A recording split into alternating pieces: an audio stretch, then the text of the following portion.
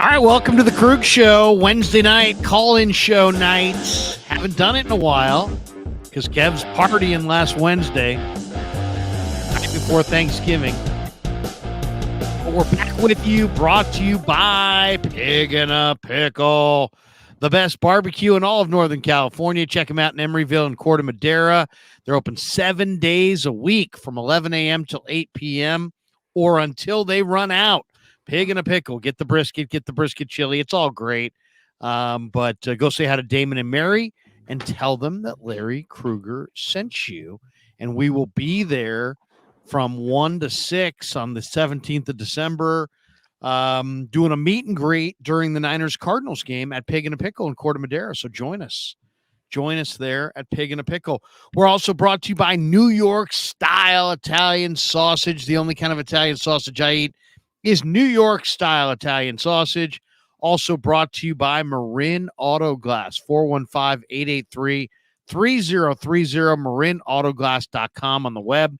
And we are also brought to you by Mojo Fantasy and Underdog Fantasy. Check the link in the description. Use the promo code KRUG, KRUEG, and they will match you up to $100. And on the Mojo side, everybody who signs up is automatically in the running for a Purdy or a Bosa jersey. Kev, when are we giving away the Purdy and Bosa jersey? I am not sure yet. We got to talk to them. I haven't been able to reach out to them yet. To Purdy and Bosa? Yeah, we got to talk to Purdy and Bosa to see when they're cool with giving away the jersey. No, I'm kidding.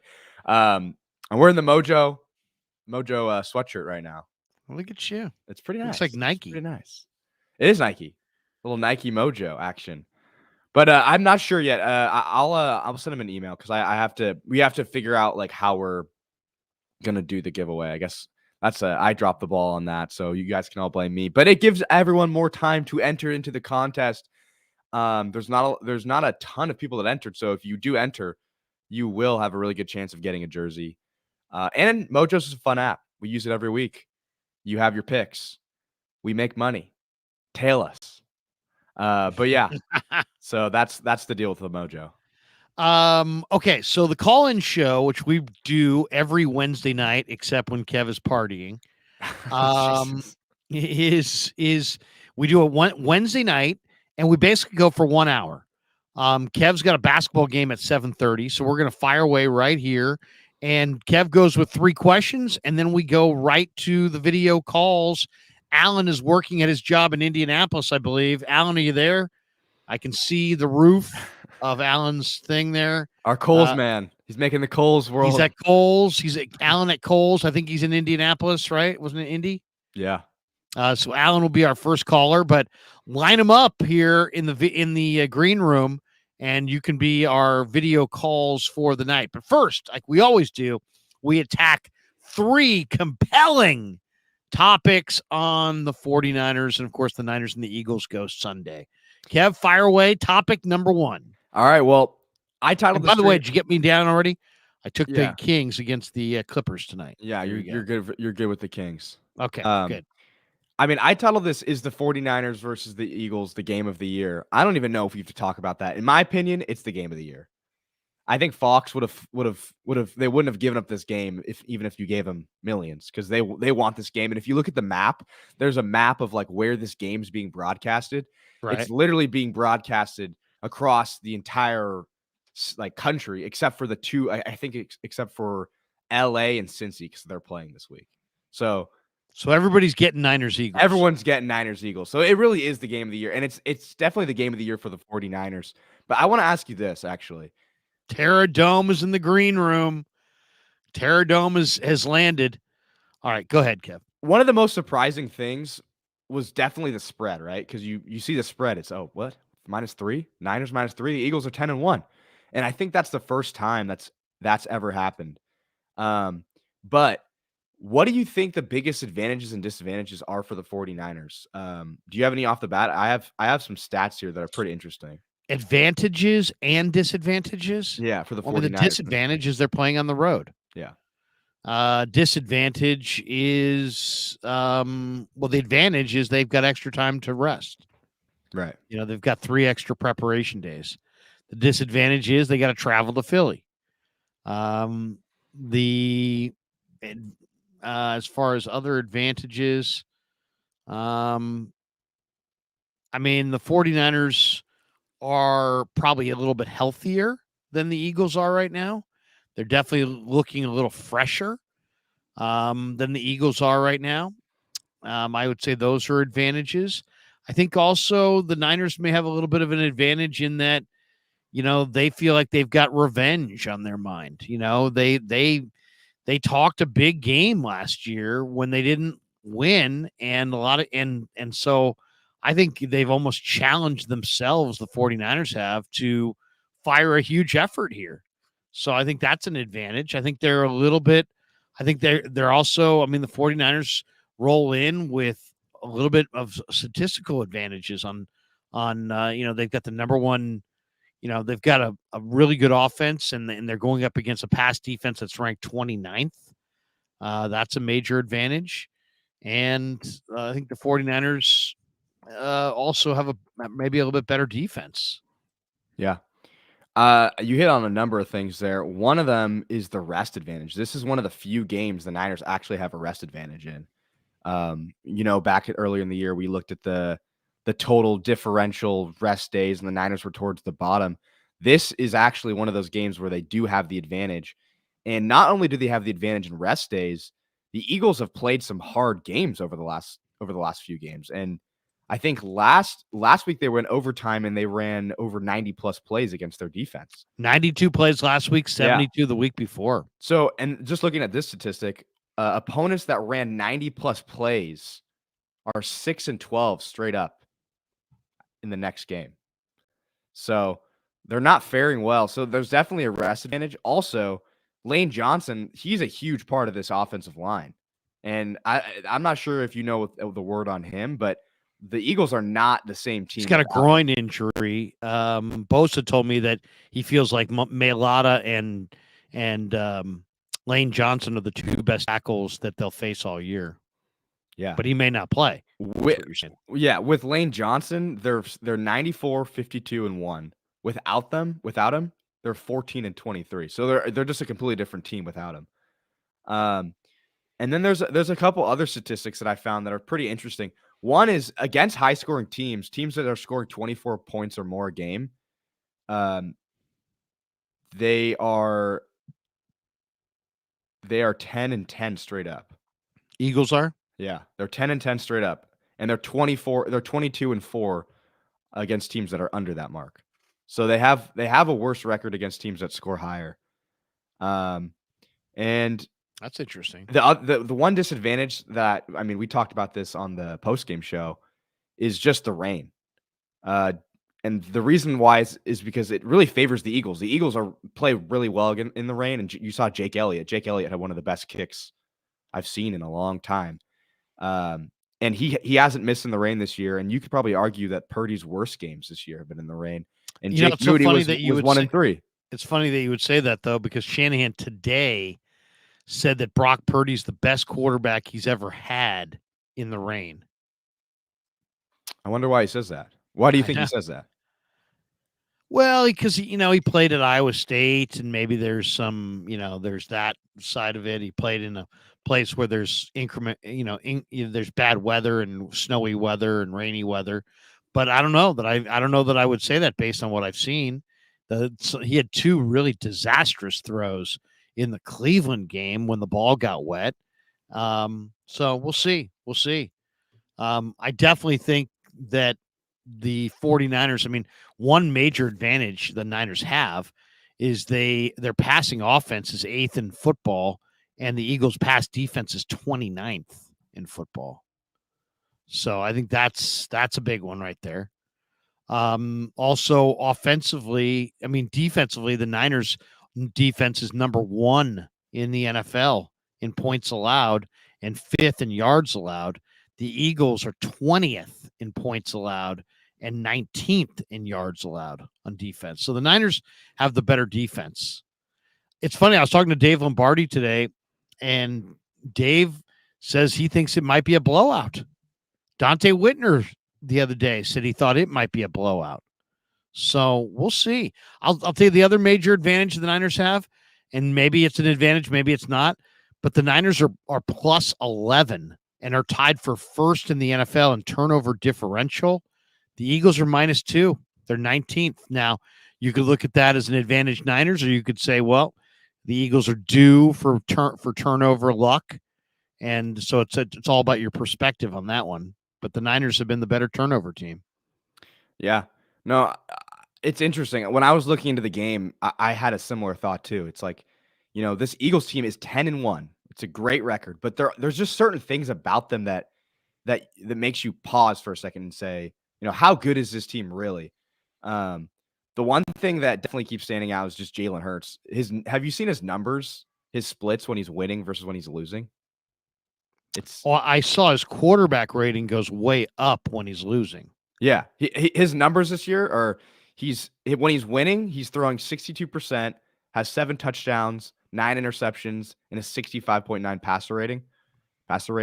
When he's losing, 71%, 22 touchdowns, 1 interception, 114 passer rating. So you could just say he's just a winner, but that's pretty eye-opening. Also, the Niners have good history of winning in Philadelphia. The Niners are 11-6-1 against the Eagles in Philly over the course of the franchise. Yeah. So there you go. I wanted to get your idea on this. Lombardi wrote an article I thought was really interesting. He wrote it was about explosive plays. He quoted the statistic saying that this year, the 49ers are first in explosive play rate at 21.4%, and that this is the best of Kyle Shanahan's career, one of the best in over a decade, better than Kyle Shanahan and the Atlanta team that went to the Super Bowl. And their defense, on the other hand, is the second best in the NFL on allowing explosive play rate. Obviously, this is important. Explosive play rate, if you didn't know, is just plays that are going 20-plus yards down the field. Okay. And I want to show you one other thing. This is Orlovsky talking about the throw that Purdy made to Ayuk in that game against the Seahawks. And I feel like this kind of just sums up the whole explosive play rate thing. It's like Purdy can make these throws that you don't even think are really possible in the moment. Here, let me show you the screen. Tell me what you think about this. Everyone is when the most outrageous part of the throw of the week from Purdy is when he throws this ball. He's starting to throw this ball. Look, Purdy's throwing it. He's in his throwing motion. Ayuk's not even close to getting into his cut. Look at these guys have great depth. There's no way. There's no way you should throw that ball. There's no way. Look where everyone is when he throws this ball. Usually when you throw this ball, you got like a ridiculous arm arrogance. That's the Josh Allen's, the Patrick Mahomes'. Now it just gets there differently. Look at the layer of the ball. I can't get over when he throws the ball. I can't get over. There's no way you should throw this ball. You're throwing the ball now. There's no way. God. Who is that? That's Dan Orlovsky. Well, first of all, has Orlovsky ever heard of an anticipatory throw? I mean, he's throwing it to a spot. He's throwing it to a spot that he knows his receiver is going to be in. This isn't week 1. This isn't the preseason. These guys have been practicing all year. Brock is an anticipatory thrower. Greg Cosell made that same observation that it was amazing that he took his hand off the ball, which before, to throw it before Ayuk was even out of his break. But that's what Purdy does. I mean, Purdy talked about it last week. He throws with anticipation. That's what makes, in the NFL, the windows open and close very, very quickly. So you have to throw a guy open when he's open. You don't just get to see him open and then go, oh, he's open. Oh, he's open. And then throw it. No, you have to throw it to an area that he's going to be open in. It was an incredible anticipatory throw. Yeah, no, and Cosell was And- saying, he's like, I didn't play quarterback, but the guys I watched film with played quarterback, and they said the ability to throw it from that far out down the field and hit Ayuk in the hands before he even broke for the route is just flat out impressive. Well, it shows how they're on the same page. Yeah, and I just think, And when you know- talk to Ayuk, you say, "What's the key to playing with Purdy?" He's like, "I got to get to my spot. I've Yeah. got to get to my spot."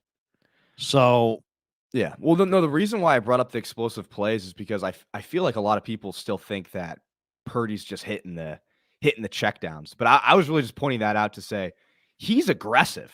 He's not only is he not hitting the checkdowns, he's like purposely ignoring them and trying to hit the home run ball more times than not. And there's a he lot had of Charlie Warner underneath for 15 easy yards, and he Yeah. threw it between 4 defenders. And those 4 defenders, if you go back and look at who they were, you're talking about Witherspoon, Adams. I mean, there are some good players in there. Yeah. I mean, you'll see Diggs, Quandre Diggs.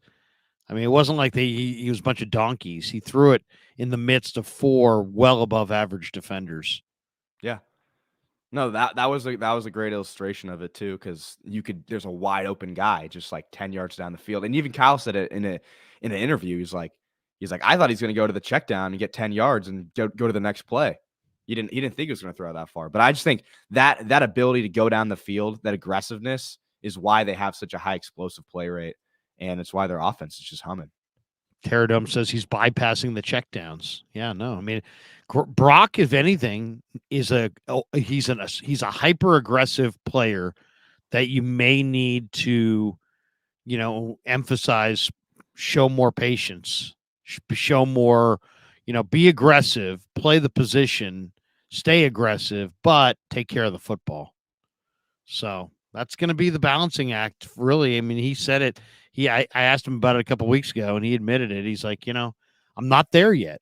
It's like I'm still balancing being careful with the football with be aggressive. I just hope in this game against Philly, because they do have such talent on the back end, I hope he stays aggressive. I don't want him to play timid, but I want him to play smart with the football. Lastly, over the last 3 weeks, the 49ers have had the #1 defense under Steve Wilks in EPA per play. And their defense has just been playing amazing with the eye test. A couple of things here. One is you saw the Schefter thing where all the jobs are going to be open, right? Next season, he's saying a bunch of head coaching jobs are going to be open. He's saying 7 to 10. I think he might be conservative, to be honest. Is there enough guys to fill 7 or 10 jobs? I don't know. But what do you think about Steve Wilks? I mean, is Steve Wilks gonna do the same thing that all the last defensive coordinators did and move on and take a head coaching job? Because he's kind of turning this defense around right now. And I think, if this game goes well and they can stop the Eagles, 10-1 Eagles, and take them down and not shut them out, but play a good game, Wilks is one of the candidates for sure. He will get a job if the Niner defense continues to play well. And if the Niners go to the Super Bowl, I could see him definitely getting a job. But I think, yeah. I mean, if you look at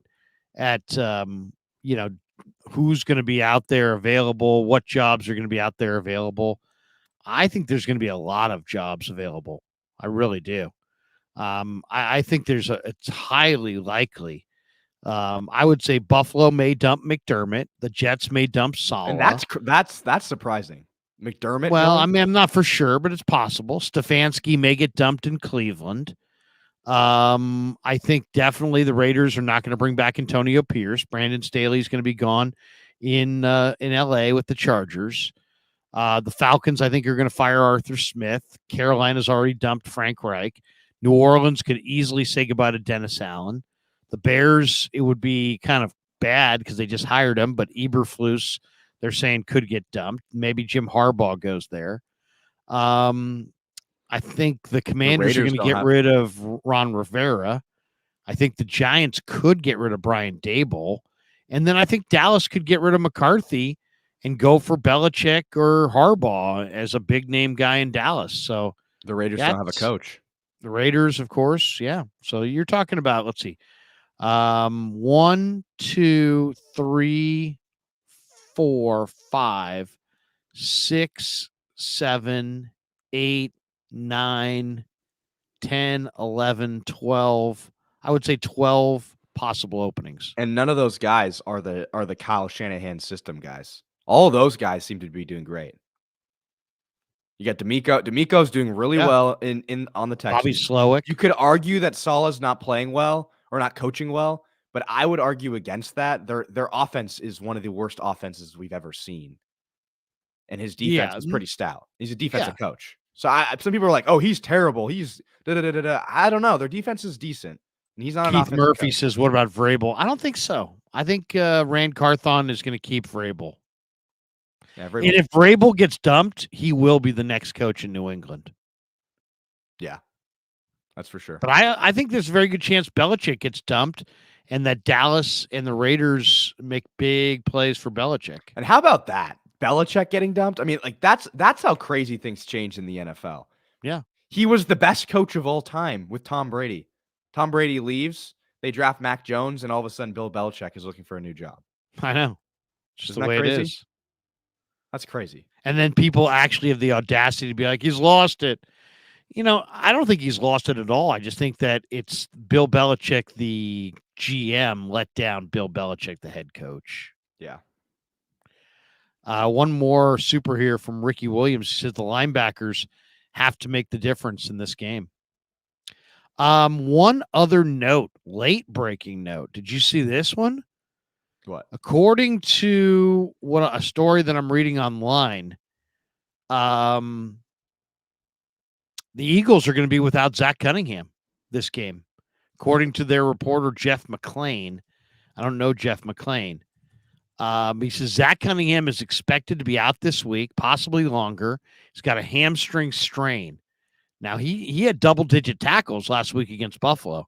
Also, free agent linebacker Shaq Leonard is visiting the Eagles today and will work out. So, we'll see. Yeah, I mean, there's probably good reason why the Niners are favored, and a lot of smart people are taking them. I think this does kind of set up for a regular season win for the Niners here. I am pretty confident in the Niners in this situation. I don't know if I'm confident, but I feel like they got a shot. They got a real shot. I think the 49ers are going to play a good game. The bounce of the ball, you never know, but I think the 49ers are going to play a good game. All right. You want to go to some calls? Yeah. Wait a second. We got one more super, and then we'll hit the calls.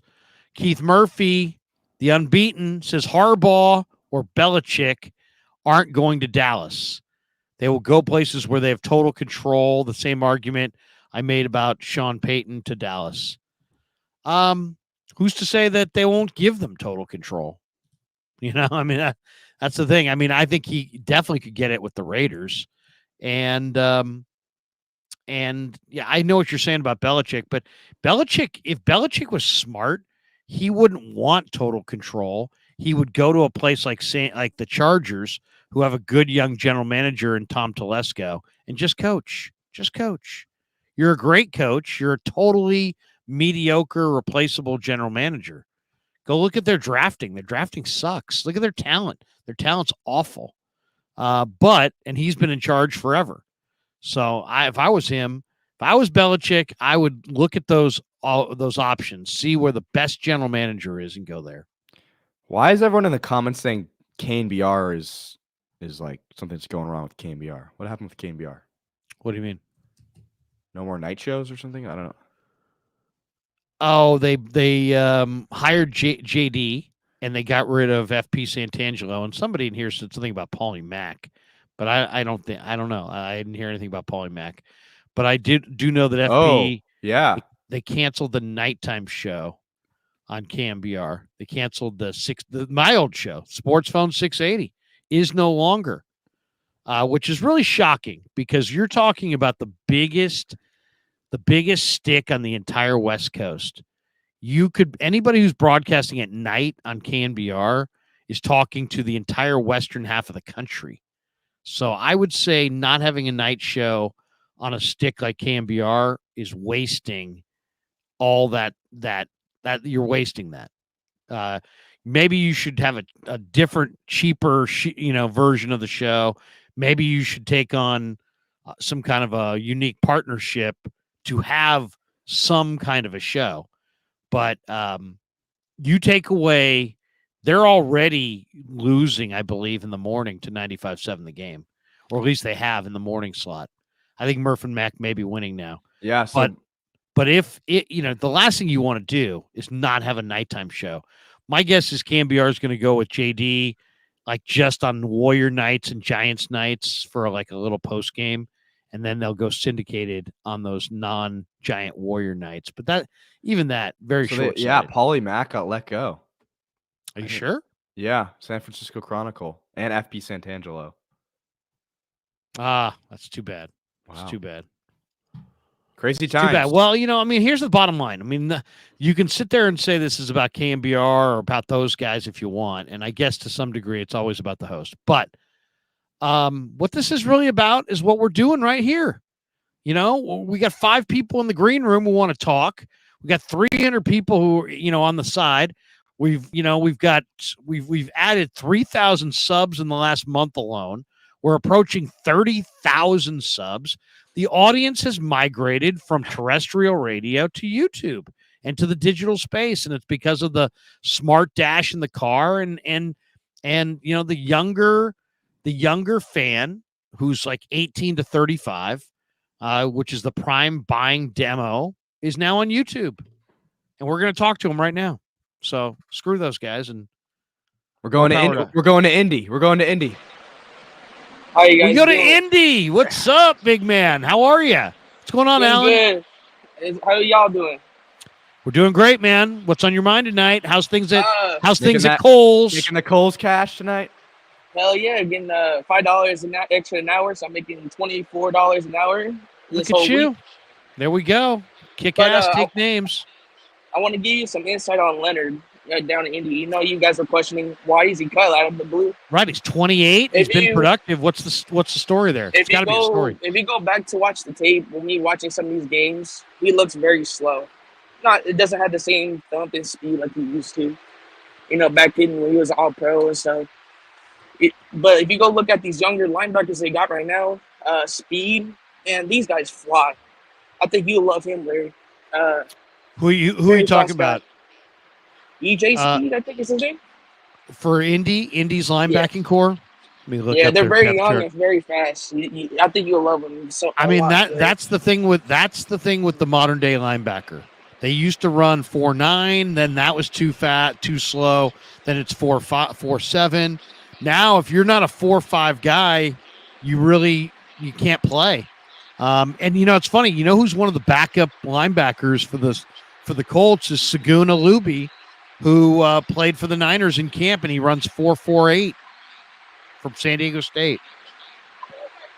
Remember that name, Saguna Luby. I watched the Tampa game, and that was a close game too. I watched. It's a really good game. But my question so far with based off the Niners is I know Purdy. A lot of people is doubting Purdy in the fourth quarter, but I don't think Purdy's the concern in the fourth quarter. I think it's more Kyle than Purdy. I would agree. I personally, I don't even know if Kyle's a real concern. It's just that Kyle has some high-profile games that he didn't finish. Right, the Super Bowl against Kansas City, the Super Bowl when he was the OC in Atlanta against Tom Brady. So he's got some high-profile games that he didn't win. He does get a little pass happy from time to time when he probably should run the ball a little bit more. But I don't know that I think both those angles are completely overblown. It's like Kyle's one of the best coaches going. That's the fact.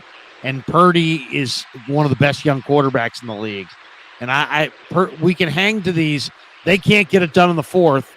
And I guess we'll be right until we're wrong, right?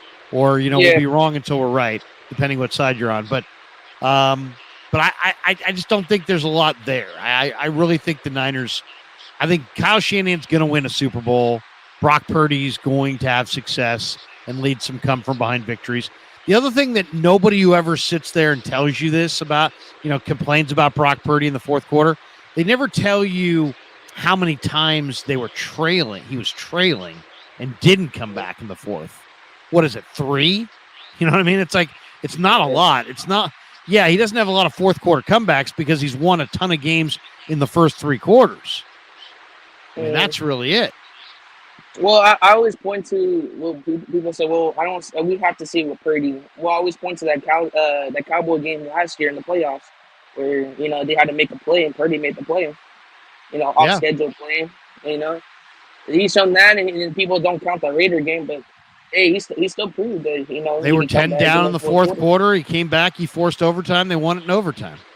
Exactly. And if Moody makes a kick in Cleveland, they beat the Browns, coming from behind as well. Exactly. And a lot more people probably consider him MVP. But even the MVP conversation, I feel like it shouldn't be a quarterback this year. It should be more, I think, Tyreek Hill than anybody. Or McCaffrey, or how about Myles Garrett? I agree, because if you look at the statistics this year, there you can say the defenses, it's either the defenses or the quarterbacks are having a slump year, right? And if you look at the statistics, you see Cleveland had historical numbers in defense, and even our defenses. It's going to be a tight vote. It's going to be a tight vote because I could see Hurts winning it. I could see Purdy winning it.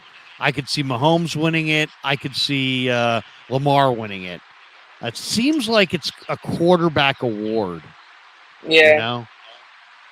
But and then last but not least, what was I going to say? I do see this game being a blowout. Only because, like you said, Eagles start slow, we start fast. And I think with us, we take the turnover opportunities and score into points, 3-7. So I feel like we're just going to run up the scoreboard. I think even by halftime, it could be like 21-10, to be honest with you, Larry, because Eagles. I hope you're right, man. I hope you're right. I'll say this. Niners better bring it for all 4 quarters after watching Hurts come back against Buffalo. Man, he can come back in a blink of an eye. So if the Niners do get a lead in this game of substance, I hope they don't sit on it. I hope they continue to stay aggressive. I agree. All right. Thank you, Larry. Appreciate you putting me on the show. Hey, Alan, have a great night at work. Glad that we can help you through it, man. Have a great night. We'll talk to you soon. There you go. The great Alan from Kohl's in Indianapolis. All right. We take you in the order that you arrive in the house. Where is he? Terradome in the house. What's up, Terradome? How are you, man? Good evening to some, good night to others, and all of the others across the seas. I am on Larry Krueger with the extraordinary son of his. Is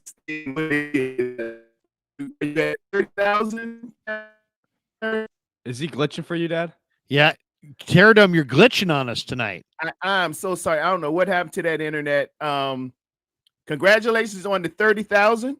Well, we're not quite at 30,000, but we're just around the corner, and we'll take it in advance. Okay, I'll be real quick, man. Just give me your thoughts on this game coming up. I see 27-20. What do you? I like 27-20. I think the 49ers. Okay, so let's look at the statistical profile. The Niners come in, they're scoring 28 points a game. The Eagles also are scoring exactly the same, 28 points a game. I'm going to say that both teams score a little bit less than what they've averaged. So I'm going to say the 49ers are going to win this thing 24-21. I think the Niners by 3. Vegas knows something. I'm saying 24-21 49ers. I think they're going to be +1 in turnovers. I think they're going to have success in the intermediate middle, throwing it to Debo, Ayuk, Kittle, and Juice. That's the Eagles' weakness, that intermediate middle. That's where Purdy likes to live and breathe right there. I think the Niners own that intermediate middle in the pass game. I think they're going to run it enough. I think they'll be +1 in turnovers, and I think they're going to win it 24-21 in Philly to go to 9-3 and knock Philly down to 10-2. That's what I got too. Let me get off and work on this internet. I got to get it straight. My show's tomorrow at 10 Eastern, 7 to you guys in the West Coast. Check me out tomorrow morning. Terradome in the house. Appreciate you, brother. If I Have a great had, if I had night. to predict, just so I could predict real quick, Yeah. I'd say 27-20. I'm going 27-20. 27-20 Niners. Niners. Keith Murphy. If Jerry were going to give someone control, why not keep Jimmy Johnson while winning Super Bowls? Yeah, believe me. Now, if he could, that's going back in time. Yeah, because Jerry thought he didn't need Jimmy. Because Jerry in his early days of owning the Cowboys was kind of like the person that walks into a casino and sits down and wins a bunch of money. And then they're like, this is easy, man. I got this. I don't need Jimmy Johnson. I can win with anybody. Barry Switzer. Then he hires Barry Switzer and they won. But that was Jimmy's talent. And they haven't been back since. And they ain't going back in a long, long time. Digital Drew's in the house. Digital Drew, how are you? Hey, doing well, man. How are you? Good. Drew. How you doing? Jeff, how you doing, man? Doing good. Hey, how's the weather in Chicago? You seem kind of bundled. Yeah, dude, it is terrible, man. It is even freezing in my house. It sucks. It's like 28 out. Wind is just ripping. 28. It's a molesting kind of wind, too. It just goes through your clothes and just touches you in places you just know. Oh, my God. What's the worst month? February. Oh, no question. No you're question. You're not even close. You're not even close Oh, to the yeah. worst of it. This is 3 months from now, man. This is going to be like spring. What Yeah, happens to this homeless is- people there? Great question, actually. They survive. They do. We have a lot of shelters that open up here. There's quite a bit of philanthropy that during the winter months they open up. There's take in a lot of- nobody's laying on the sidewalk, in other words. Some are, but I mean, those people are beyond bundled. They look like the little brother from A Christmas Story. Oh my God! Could you imagine? yeah. That'd be just so awful. Digital Drew, Yeah. what's on your mind, man? Niners Eagles Sunday. How you feeling about it? Feeling pretty good. I think we're finally going to get the game we deserved last year. So this feels like finally we get to answer those questions. Who was the better team? Although we're not the same teams, it definitely feels like after Sunday we will have the answer to all that unfinished business out of the championship game from last year. Couple quick things. Something I noticed over the last couple of games, ever since the bye, is how many different looks the defensive front is showing offenses. It looks like Wilkes or Shanahan or some combination thereof are finally starting to get really creative along the defensive front. This has been to coincide with Chase Young showing up. But we've noticed 5-man fronts. We've noticed the defensive ends shifting to the middle tackle spots, standing up. Do you think this is Wilkes and Shanahan kind of coming together and forcing that creativity? Or do you think the added personnel is allowing more tricks to be played? And how do you think that actually plays on Sunday? Well, it's funny. I asked Bosa about it today. I said, Nick, what's the key? You're going up against two great tackles. He's like, yeah, Mailata and Lane Johnson, probably the best tackle tandem we'll face all year. And he said, really, the key is, we have to rush as one. In other words, a coordinated rush. And they did it really, really well last week against Geno. If you noticed, Geno had no avenues to no side door exit, no avenue to run. And they just, literally on 2 or 3 of those sacks, it was multiple guys kind of closing the pocket down, on Geno from different angles. So I think that's really the key, a coordinated rush. Yeah. You can't, maybe fewer games, maybe not as much stunting, because stunting, sometimes gives the quarterback a run lane. And just try to squeeze out, Hurts and keep him hemmed in as much as possible. I think Jalen Hurts is equally dangerous as a runner as he is as a passer. And then there's design quarterback runs, and then there's scrambles. And I think it was Bosa that said it today. He's like, when he runs for a first down, it's super deflating.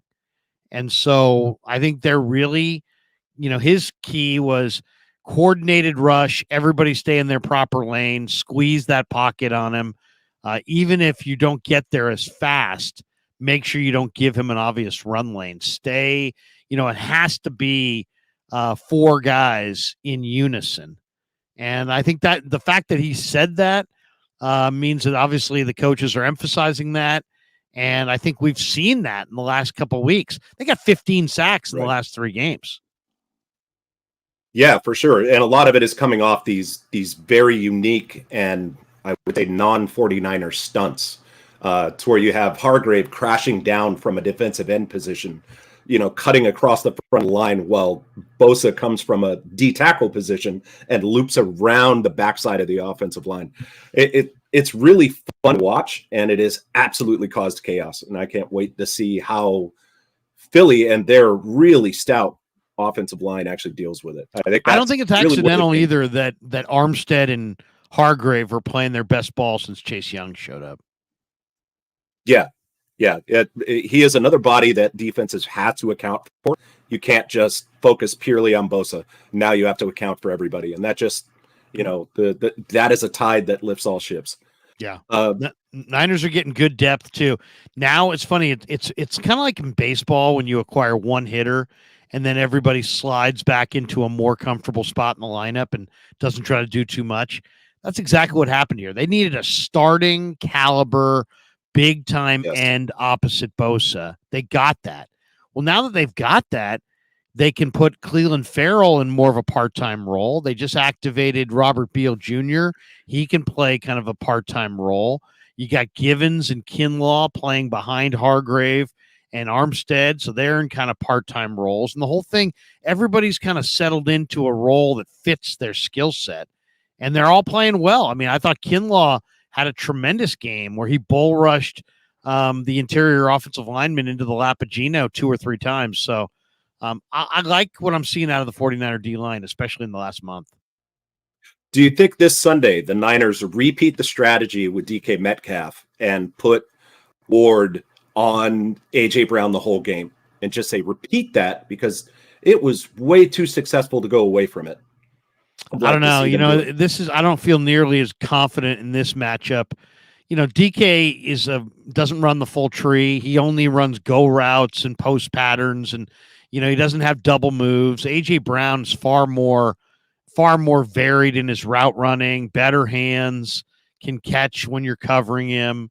DK is raw and crude and big and fast, and it's exactly what routes he's going to run. AJ Brown's a totally better player. And then Kyle said it today. He's like, Devontae's the number 1 wide receiver. AJ Brown's the number 1 wide receiver. This can be a huge challenge. Yeah. Huge challenge. It will be. I'm excited to see Jair Brown back there, and I think he's going to play a big role in this game, cutting off some of those routes and then crashing down on the line when Hurts decides to roll out. I love his physicality, and he is bringing some absolute thump. He does not shy away from hits. No, and there's no fear. There's zero fear with that kid. He's confident. He's brash. He believes in himself. He devotes himself to film study. I think he's been brought along perfectly. If they had thrown him out there in week 1, maybe his confidence would be a little questionable. But you know what? They brought him along. They let him be a special teamer. He learned the defense top to bottom. He's gotten lots of tutelage, lots of pointers, and now he's getting an opportunity to play. And in some ways, he's better than Hufanga because I think he's a bigger, stronger, more physical run defender than Hufanga. He's not quite as cerebral as Hufanga as far as just being more of a veteran. Hufanga's a true student of the game. Hufanga someday could probably coach the position. So you lose a little bit with Hufanga as far as just instincts and reading plays quickly, pre-snap. But you also gain something because you have a bigger, stronger, faster, more physical run defender. Yeah, and Brown definitely matches the tone of this defense where it's all about physicality. Late third into the fourth, that's where the offense starts paying that physicality tax, and they're just a half step slower as a result. No doubt. Hopping over to the offensive side of the ball, one question there. While Philly is really struggling against the pass, they are 29th in the NFL on giving up, passing yards per game. How committed is Kyle going to be in this game to the run? I think that's going to be probably. Well, he's the going most to, pivotal thing. Kyle loves his 50-50.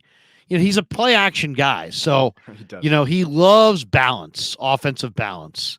But it's how do you arrive at that? Do you come out throwing to set up the run? Do you come out running to set up the pass? I think he's got the versatility to do it either way. But I don't think they're going to, if the Eagles load the box and dare them to pass, I think he'll take those opportunities. I think he'll take what the defense gives him. I think he has confidence in Purdy to throw the ball. It will be interesting if it rains and they load the box. Does he still try to throw it, or does he try to, run in that situation? The other thing is, like, JP Mason was out today with a hamstring injury. So, I don't even know if he'll be active. Not that it matters because he hasn't been able to get on the field, but I think it's McCaffrey and Mitchell. It's gonna be a McCaffrey and Mitchell show. Yeah, for sure. I would love for Philly to stack the box and just see Purdy sit back and say, "I'm your Huckleberry," and just carve them up all game. Yeah, I would just love to see it. My prediction on the score. I'm in the camp with I don't think this is going to be close. I think it's likely going to be 37-13. I think it's going to be a real statement game. It's going to throw a lot of chaos into the NFC picture. Niners are. I think they are coming in with some swagger, some confidence, and some real focus. They're all pros, so you don't need to add any more motivation. But I do think there's a little more salt on this. What's the score again? 31-13? 37-13. Yeah, Woo! they're going to hang one on them. Digital Drew, let us jump, but have a great night, man. Thanks, Digital. Yeah, man. Appreciate you in Chicago. Digital Drew. Fantastic. Michael Taylor's in the house. What's up, Mike? Hey, Larry. How's it going? Good. Say hi to Kev. And hey, Kev. I like that Niner hat. Where are you calling from, Mike? Thank you. I'm calling from Denver. I've called in once before, but that's right. You get a lot of callers. So what's going on? Cold night in Denver, huh? Yeah, it is similar to the last caller. I got the heat going pretty strong for the next couple hours, but feeling great about this game. I'm really with the last caller. I'm thinking something along the lines of 31-17. Wouldn't be surprised if it's even better in our favor. I think it's obvious why the big gamblers are going big on us and why probably less experienced people will want to bet on the Eagles. And you guys hit on a lot of the key points already, but I just think it's common sense that the Eagles D is going to be cooked after the last two games, and I don't think that defense is that strong to begin with. We're fifth in yards per game, like you guys touched on. I think they're 19th. I'm very confident about this game. I think it means more for us. I also predict Debo gets in the end zone. He's done a lot of talking. He's going to back it up. I think if there's any D-line in the league equipped to take out Philly's O-line, I think it's ours. I think Kevin, Larry, what I'm more concerned about, as you can tell, I could be more confident about Sunday. I'm more concerned about the fact that I don't think we're going to get the 1 seed. I think it's going to be tough to win out after this. I also think Philly, I could see after they get smacked around and just demolished on Sunday, I can also then see them going on a big run to close out the year. And then my big fear is, beating them twice in Philly in one season. So I guess, overall, I'm feeling fantastic about Sunday. I will be betting on us on Sunday. But overall, that's my concern, that I still don't think we're going to get the 1 seed. What it's so funny. I almost see it the opposite. Like I could see Philly going through this gauntlet of games in the regular season and running the table and then getting ousted in the playoffs. But I'd love to see the Niners go in there and beat them. I do know this. The 49ers tend to lose games when they're not really up for them. They're an enormously talented team. They will be up for this game. I do feel good about the Niners' chances. I do. But then I look at that Eagle team and the way they came back last week against Buffalo, and I just think, wow, they're in a mode right now where they're just winning all these close games. And if it's a close game, You know, I could see them doing it. But to me, the difference in the game is going to be Greenlaw and Warner shutting down Hurts when he tries to run or scramble. Yeah, I don't want to be a downer, but I think the 1 seed it's gone. I'm sorry to say, but I just don't see it happening. Not only do you have to win this game, you Gotta have to beat the win out. Ravens. You have to win out, so it means you have to beat the Ravens on Christmas. Yeah. You have to win the rest of your games against divisional opponents, the Rams and the Seahawks and the Cardinals, who are not hard opponents, and the Niners haven't lost an NFC game since 2021. But the Eagles would then have to lose at least one more game after this game, and the only hard game on their schedule is the Cowboys, which is the next week. So they'd have to lose basically 2 games in a row. Then they play the Seahawks, the Giants, the Cardinals. Not happening. Yeah. Well, they lost to the Jets though. Yeah. So anybody can beat anybody, but I hear you. Yeah. I hear you. Yeah. They're either going to lose. It's you know, I could see the Niners beating them and still having to go back there. Yeah. But you know what? Yeah. But you know, the thing about it though, Eagles' age is starting to show. Kelsey's a little dinged. Lane Johnson's a little dinged. Fletcher Cox is not 100%. They, you know, I think the 49ers, I get the feeling this is the 49ers year. 100%. I mean, and how many times then again, none of us had this in front of us, but how many times in the last 20 years has a team gone to back-to-back Super Bowls? I mean, it doesn't happen often. And the other thing, you know, one of the main reasons, and I don't know if you guys agree with me on this, but like one of the main things of why I feel so confident that if we stay healthy, this is finally going to be our year for the first time in about 30 seasons is, I mean, look at 2019. I mean, we were 10 minutes away. We had a far inferior quarterback. I mean, look at what Jimmy was this year in Vegas. I think Purdy right now is the top 5 to 7 quarterback. More important than that, we didn't have CMC in 2019. We had a less experienced Kyle. We went against the KC team that had Tyreek Hill and a younger Travis Kelce. And again, we should have won that game, but choked it away with 10. So my point is like, you know, if we were 10 minutes away then, you know, if we can just another, 5-6 games, stay healthy, I'm with you. I think this is our year. It's just what I said earlier. I think we're going to have to go into Philly twice, unless, like you said, they just burn out. Everybody, here's the reason I do like the 49ers to finish on top this year. If everybody plays their best, they're the best. 100%. That would be my takeaway. And I think when it comes right down to it, this 49er team's really, really hungry. And, you know, I've been around this team for years, but the last couple of years, you know, on a daily basis, and there was a resolve starting this summer to like, you know, or starting really in February when they started putting this team together, the draft and the whole deal, that this was their year, you know, and everybody's got a different standard.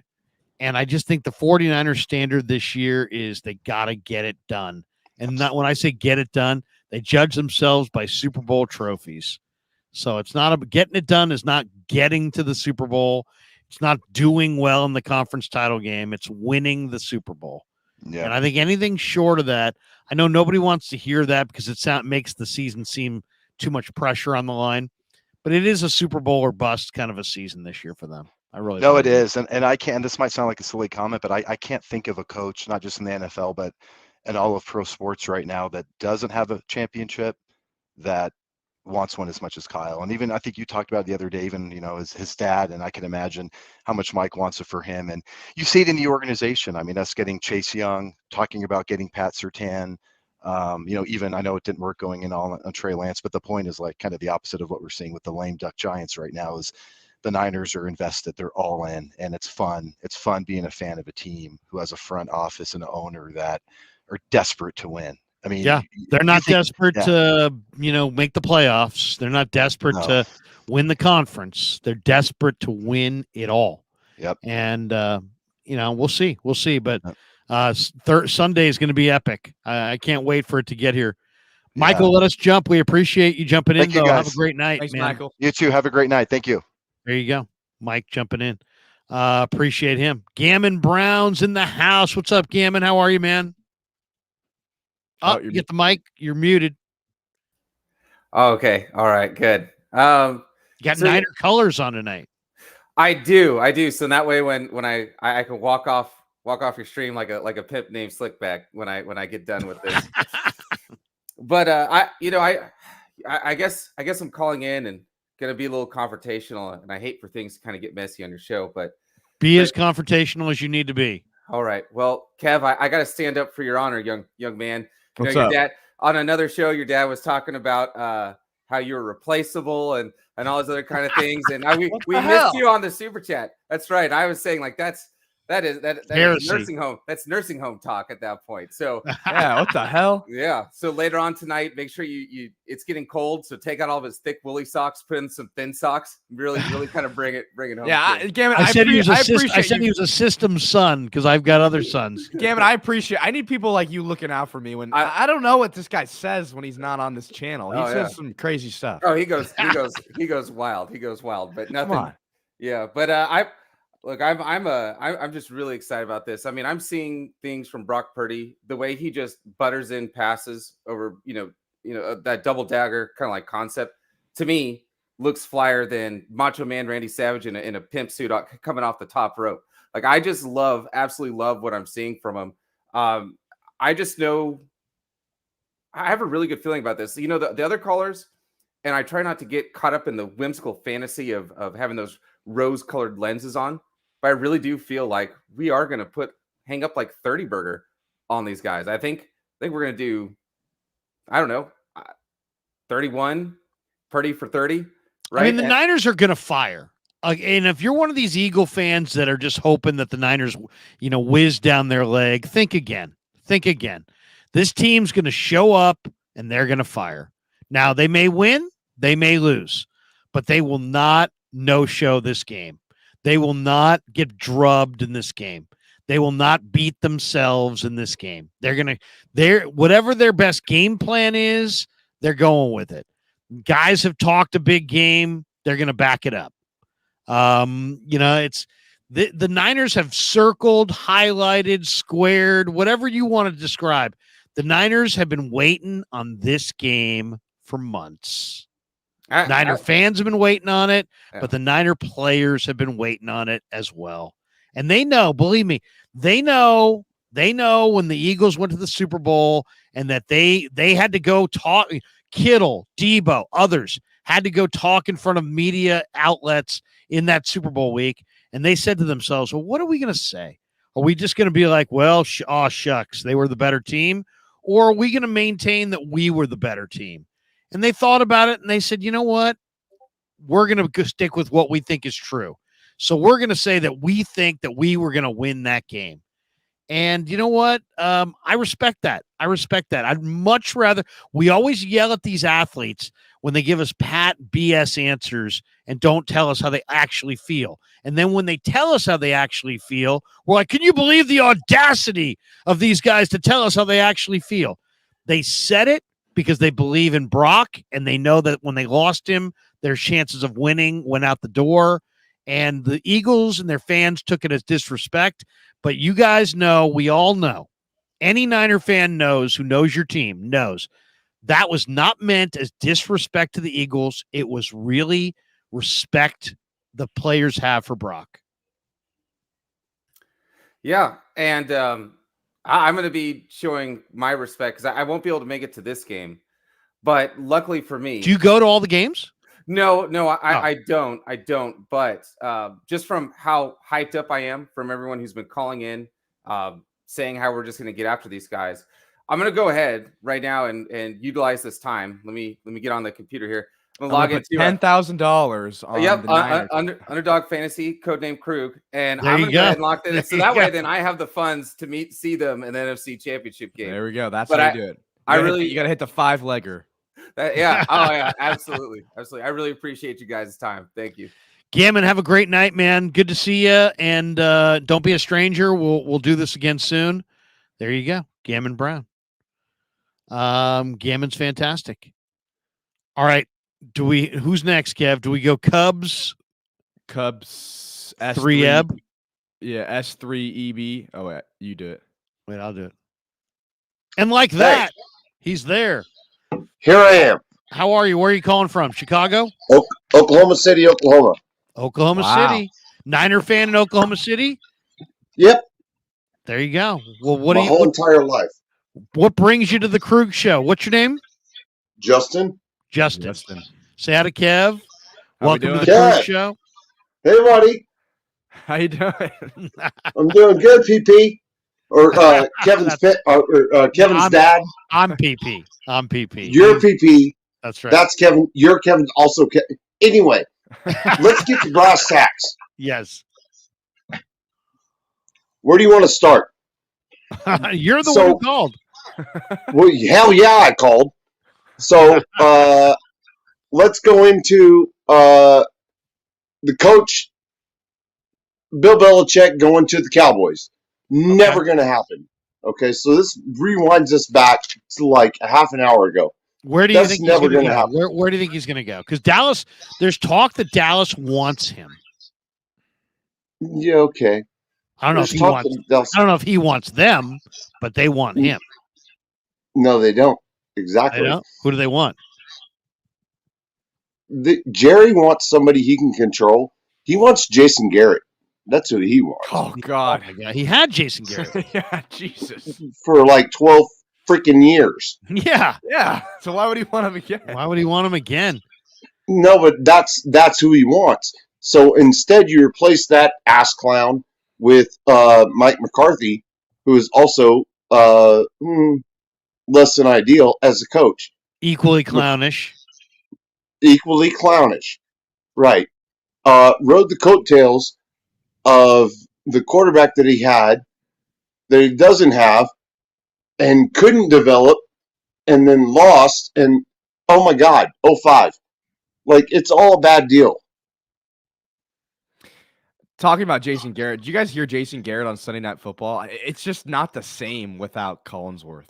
Jason Garrett is just like, I don't know why he went to the booth to talk. You talking about these games. Romo? No. Jason Garrett does play-by-play, or he does like color commentating. for I didn't NBC. see it. I didn't He's- see it. But he's a it's- great guy. First of all, Jason Garrett's a great guy. He's a great guy. He's a great guy. Nobody he's wants a to hear great him guy. talk. He's a Nobody great- wants to hear him I talk. don't know if he's a great coach, but he's a great guy. You know, I've never met him, Krug. Oh don't no, know. he's a great guy. I forget who it was that said that they had a sick child in the hospital, and the guy just happened to work for the Cowboys in some capacity, and Jason Garrett like came and visited him like 20 times or something. It was like in the middle of the season.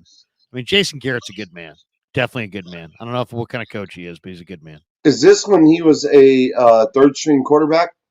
No, this is when he was the Cowboys head coach. Oh, while he was head coach. Okay. Yeah, while he was head coach. And I think it might have been, I forget it was Ed Werder or who it was that said it, but I don't want to get that part of it wrong. But somebody said that they had a sick child. They were, deathly ill. The kid was in the hospital. He had some terrible disease. And Jason Garrett visited the kid like 20 times. So, I mean, when I heard that, I was like, man, Jason Garrett's a good dude. Listen, for all the hatred that I have for the Cowboys, my girlfriend has been a Cowboys fan for like 12 years. Right. That we've been together. And so I respect the Cowboys in a certain way. And we understand that we can't watch games together. and that's all right. First of all, the flag behind you, the UK faithful flag behind you. Yeah. Tongue twister. Lee Gallen and Paul Hope and Nick Lundlund. Yeah. When are you going to have one of them on your show? Oh, I love all those guys. And I talk to them all the time on social media. Paul was just out here, I think, for the Buccaneer game. He was. Yeah, those are my good buds from the UK. They're big Niner fans. Big Niner Yeah, fans. man. I believe Lee announced the drafting of Samuel Womack on the NFL Yes. Network. Yes, exactly. Yeah. These I've guys are got great that guys. flag. I've got that flag coming my way right now. I done bought it from Lee. Oh, nice. But Nice. the other day he chimed in, said, "Hey Larry, how's it going?" kind of thing. Blah blah Yeah. blah blah blah. Right. But man, get them on the show. Let's I will. I absolutely will. The only thing is like we either have to do it like super early or super late. So like Paul Hope joined me one night at like 1 a.m. because of the time difference in the UK. But I absolutely will do that. I love those guys. I'm glad that you gave me that idea. As soon as this is over, I'll go DM Paul and tell him I want him on next week. Hell yeah, tell him I don't throw me out there. So about this game, let's get into this game. Yeah, give How us your deep you want to prediction. get into it? Well, My we prediction? got a full house of people, so give us a quick prediction on this one. I'm going 28-24 Niners. Okay. Who's the star? Oh, Jesus Lord. I didn't expect that question. Star BBA. Jesus Lord. Yeah, Jesus Lord. Believe me, just call both me of them, Kev. Just call me Larry. Just call me Larry. It's the Jesus Lord thing gets very. It just makes me. That was just It makes me uncomfortable. It makes me uncomfortable. What do you I think's mean, gonna play well? Oh, Jesus Lord, I don't know about all that. Jesus Yeah. had more than 28,000 subs. By the way, he had more than 28,000. Hey, I was after here, by the after he way. walked on water, his sub count went way up. Way Jesus up. had a book and Hold a up. signing, and you haven't got to the When he book part. reattached that guy's ear, I saw the passion. I mean, his subs just went way up, way up. I was here the day that you were at 9.99, and we were going to continue on the stream until you got to 10,000. Wow. Thank you, brother. I appreciate I you was being here. one of the OGs. I was here for that. And now we're closing in on 30,000 subs. Can you believe that? It just makes me so damn happy. And Kev is really the one who's really done a great job of lifting the channel in all kinds of videos. And this is actually my favorite stream of the week, by the way. The caller stream, when we get to talk to the fans and do the video calls, my favorite stream of the week. Because it's just something about it that's really, I don't know. I mean, I love radio, but I love YouTube more. And the number one reason I love YouTube more is the video calls. The engagement. Yeah, because I mean, it's interesting. You know, it's interesting, and there's people all over the country. Whether you're fans of the channel, maybe you're Niner fans, Giants fans, whatever, you're Bay Area sports fan, or maybe you're just not. Maybe you're just catching us and you're dialing in. But I just love the video call portion of the show. You know, so many times I see on your videos when I watch them about people that super chat you and speak out about your KNBR. Yeah, I don't know nothing about no KNBR.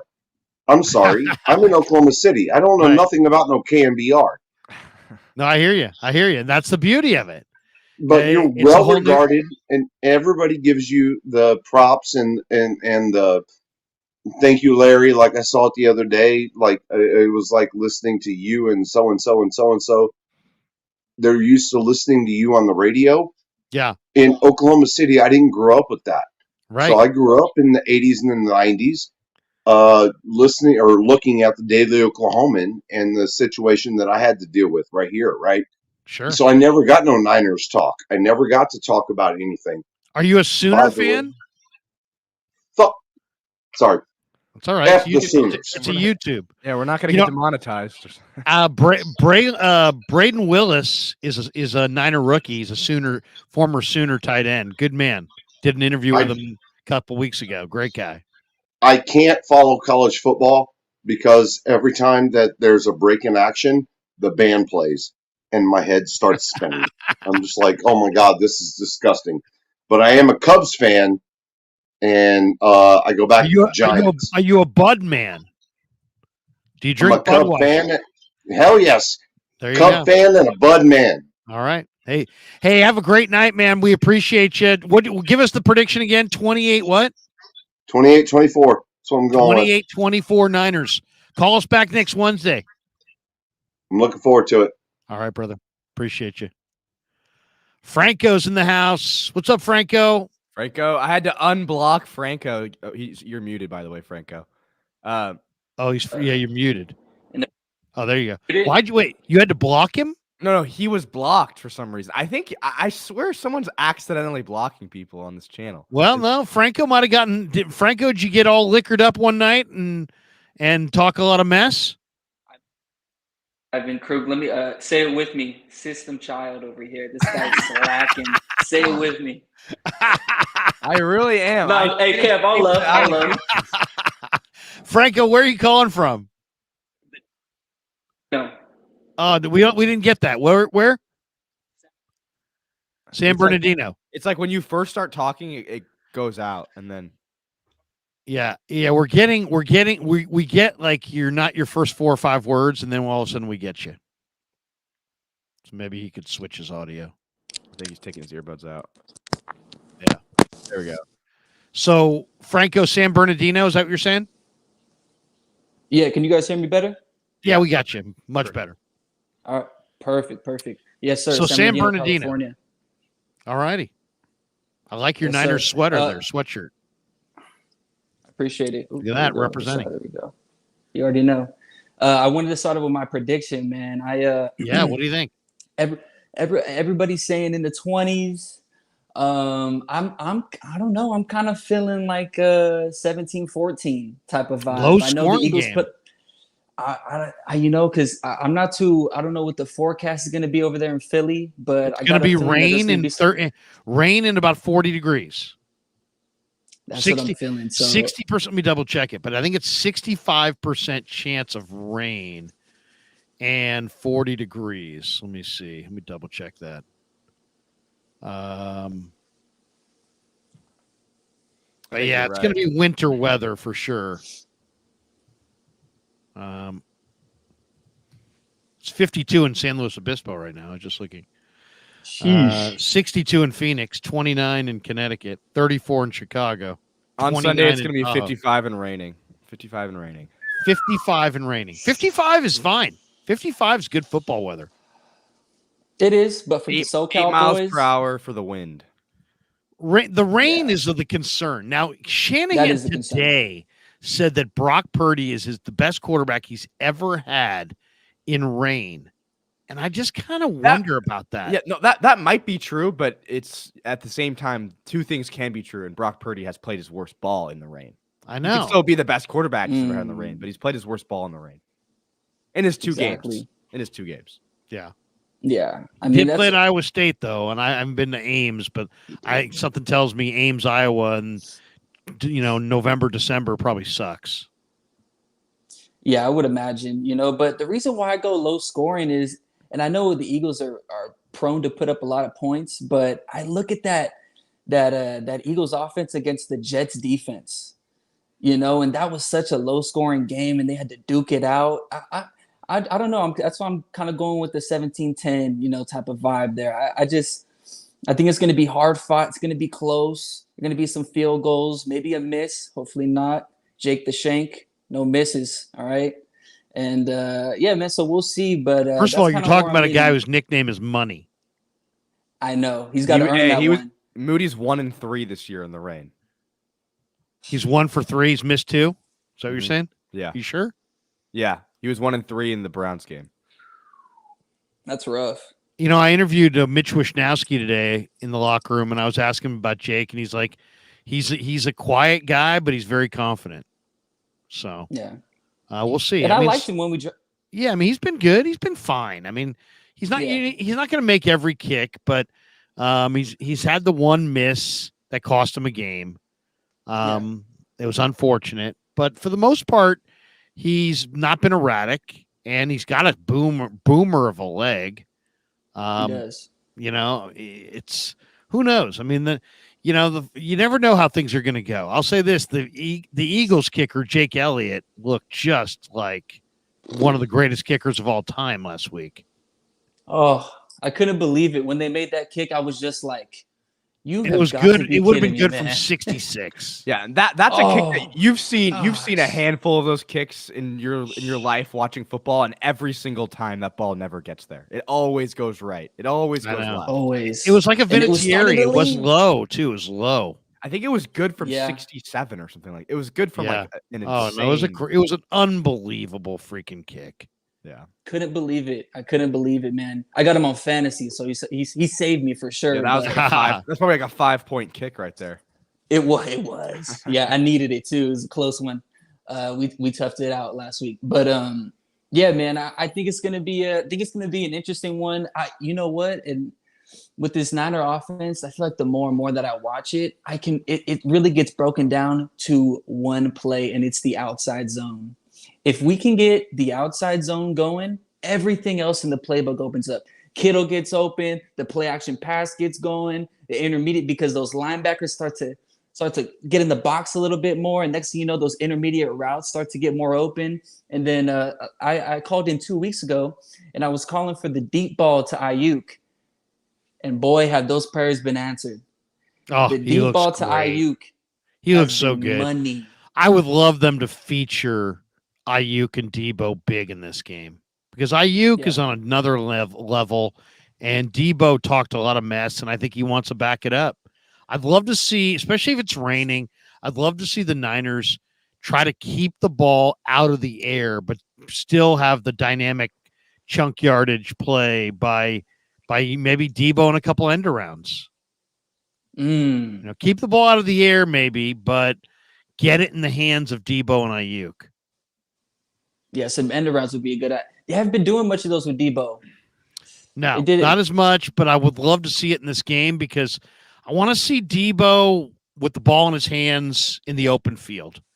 And then I the other reason I feel good about this game is I feel good about the 49ers' ability to block the Eagle front this time.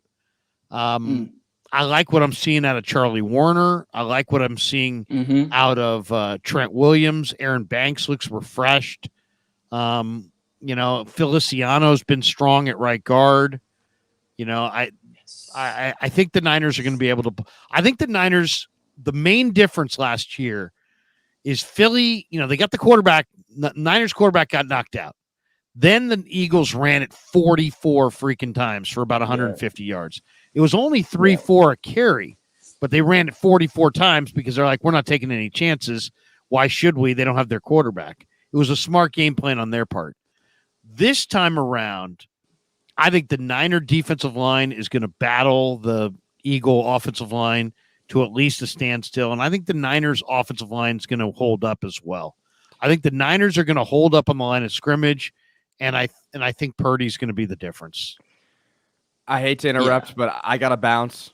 Franco, I have a basketball game. Franco, it's nice meeting you. Kev Shiesty. John Daly / Kirby Smart guy who's sitting in the waiting room. I'll see you next time, okay? Catch you guys. All right. There you go. The great Kev in the house. Hello. Your final thought on this one. Final thought before we go to our last caller of the show. All right. Final thought would be it's going to be a defensive battle. You know, it ties into kind of what my score prediction is. It's going to be a defensive battle, and I think we got to corral Devontae. We can corral Devontae if we can take away that deep throw that they like to do. Yeah. You know, we can't let him get those chunk plays. I wouldn't be opposed to Wilkes. Big day for Ambry. Yes. I was watching that stream you did with Cone. And you guys are talking about how they played in college. Yeah, Bama and Michigan. So right, there's some familiarity there. So I wanted to ask Ambry about it today, but unfortunately, I didn't see him in the locker room. But if I catch him in there tomorrow, I'm going to ask him about going up against Devontae, see if he's got any wisdom.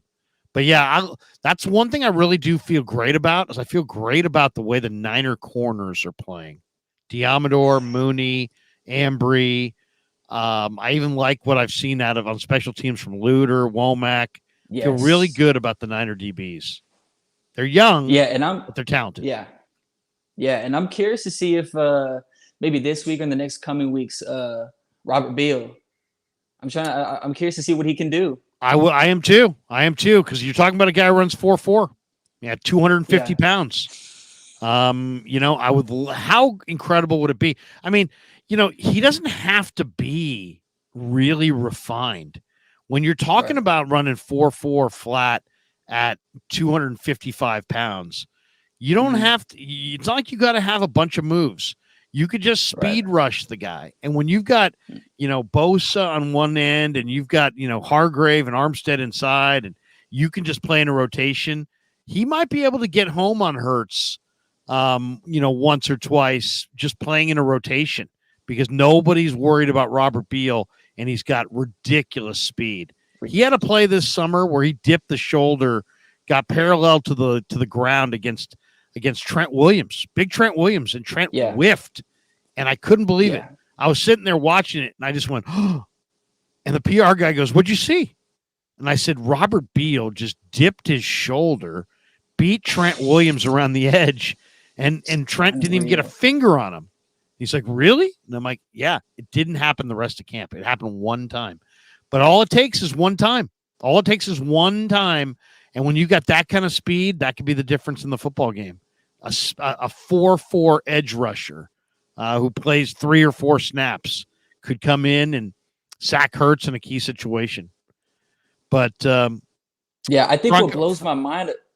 Oh, go ahead. I think one more thing. I think what blows my mind about that is that it's not like Trent is a big guy that can't move well. No, this is one of the most agile, if not the most agile linemen maybe ever, possibly, so one of the greatest left tackles I've ever seen. I mean, he's right there with Anthony Munoz, and you think of the greatest left tackles in history, Walter Jones. Big Trent is almost as good as I'd probably say Walter Jones, probably the best I've ever seen. Munoz is probably considered the best left tackle of all time. But I remember Walter Jones in that Steelers-Seahawks Super Bowl going up against Joey Porter, and it was like Joey Porter didn't even exist. He just totally took him out. It was Walter Jones, the former Florida State tackle who played for Seattle. If he had played for like a New York Giants or a more iconic franchise and not in the Pacific Northwest, people would be walking around going Walter Jones. But he largely has been forgotten, but he was totally dominating. Big guy too. Yeah. Oh, huge guy. Huge. Franco, have a good night, man. We appreciate you jumping in. Have a good night in San Bernardino. Yep. Thank you. There you go.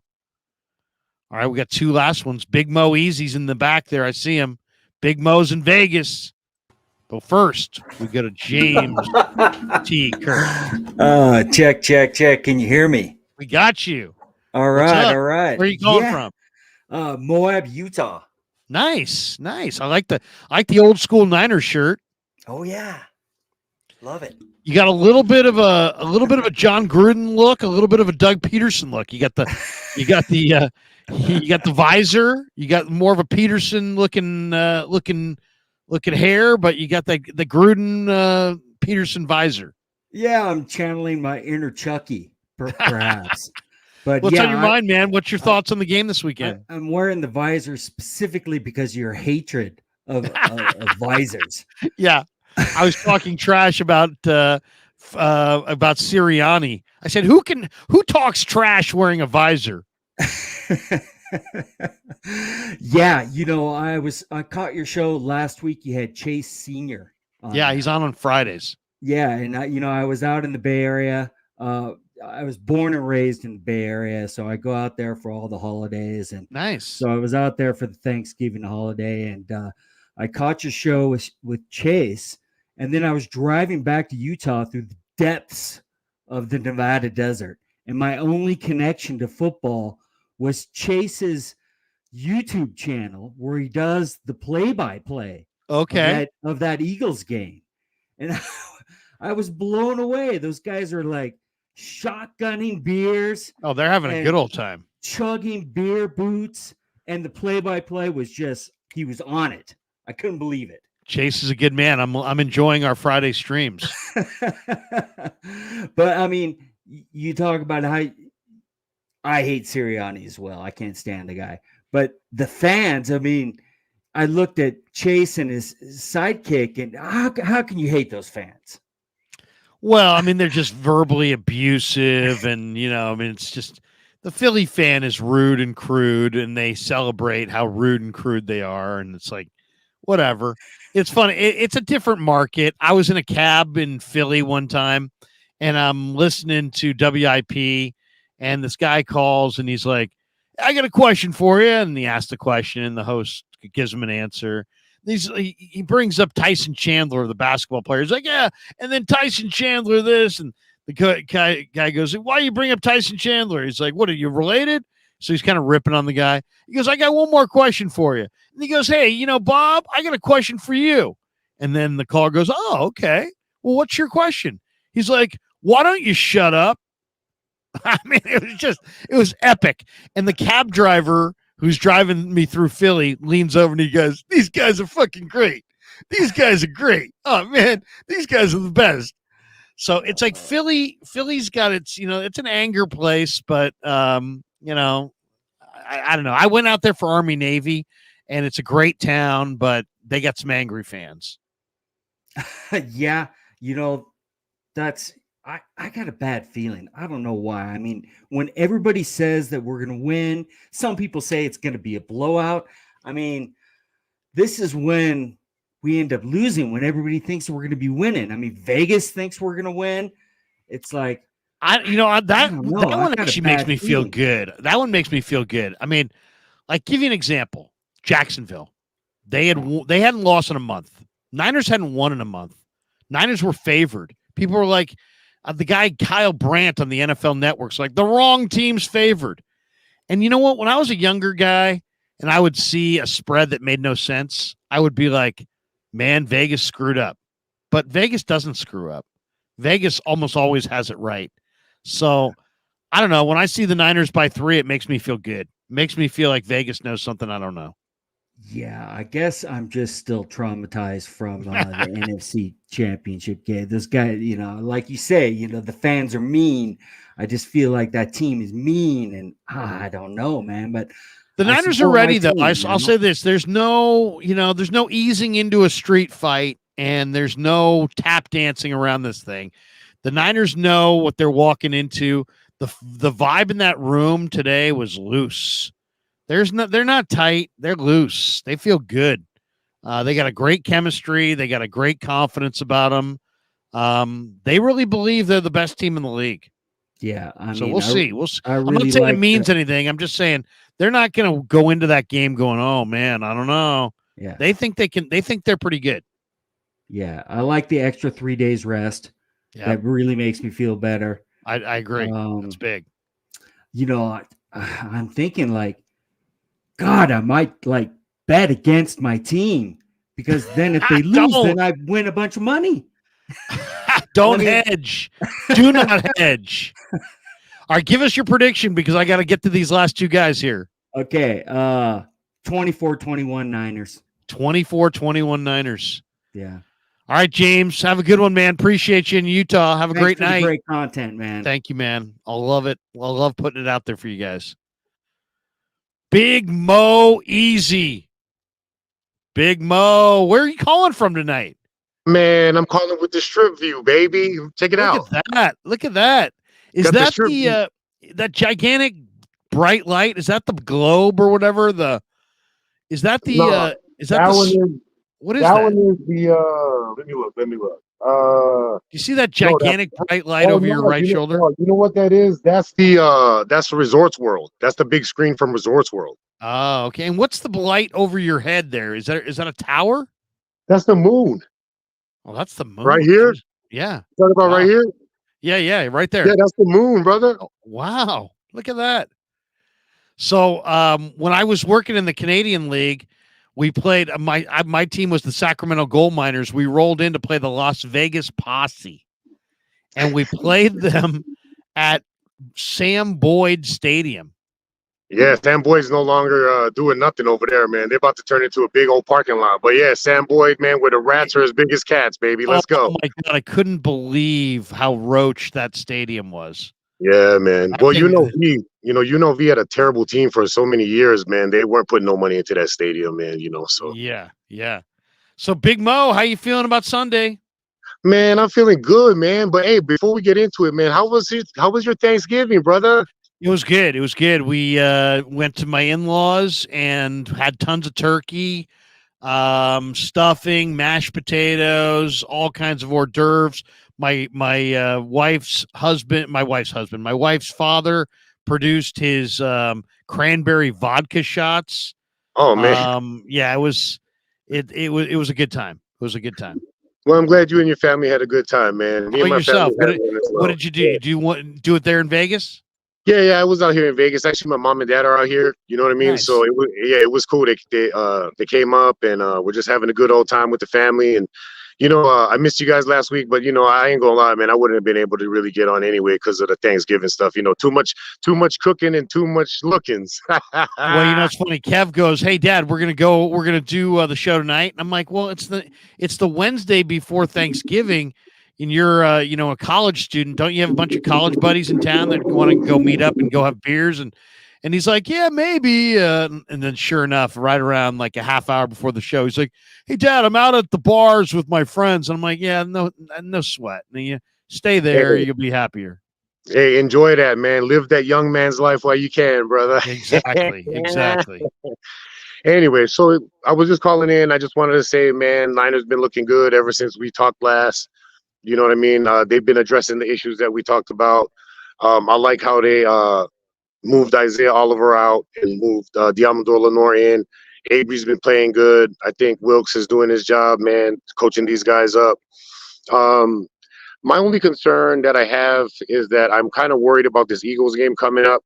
Not that we can't beat them, but say we do beat them and we do beat them handily. Okay.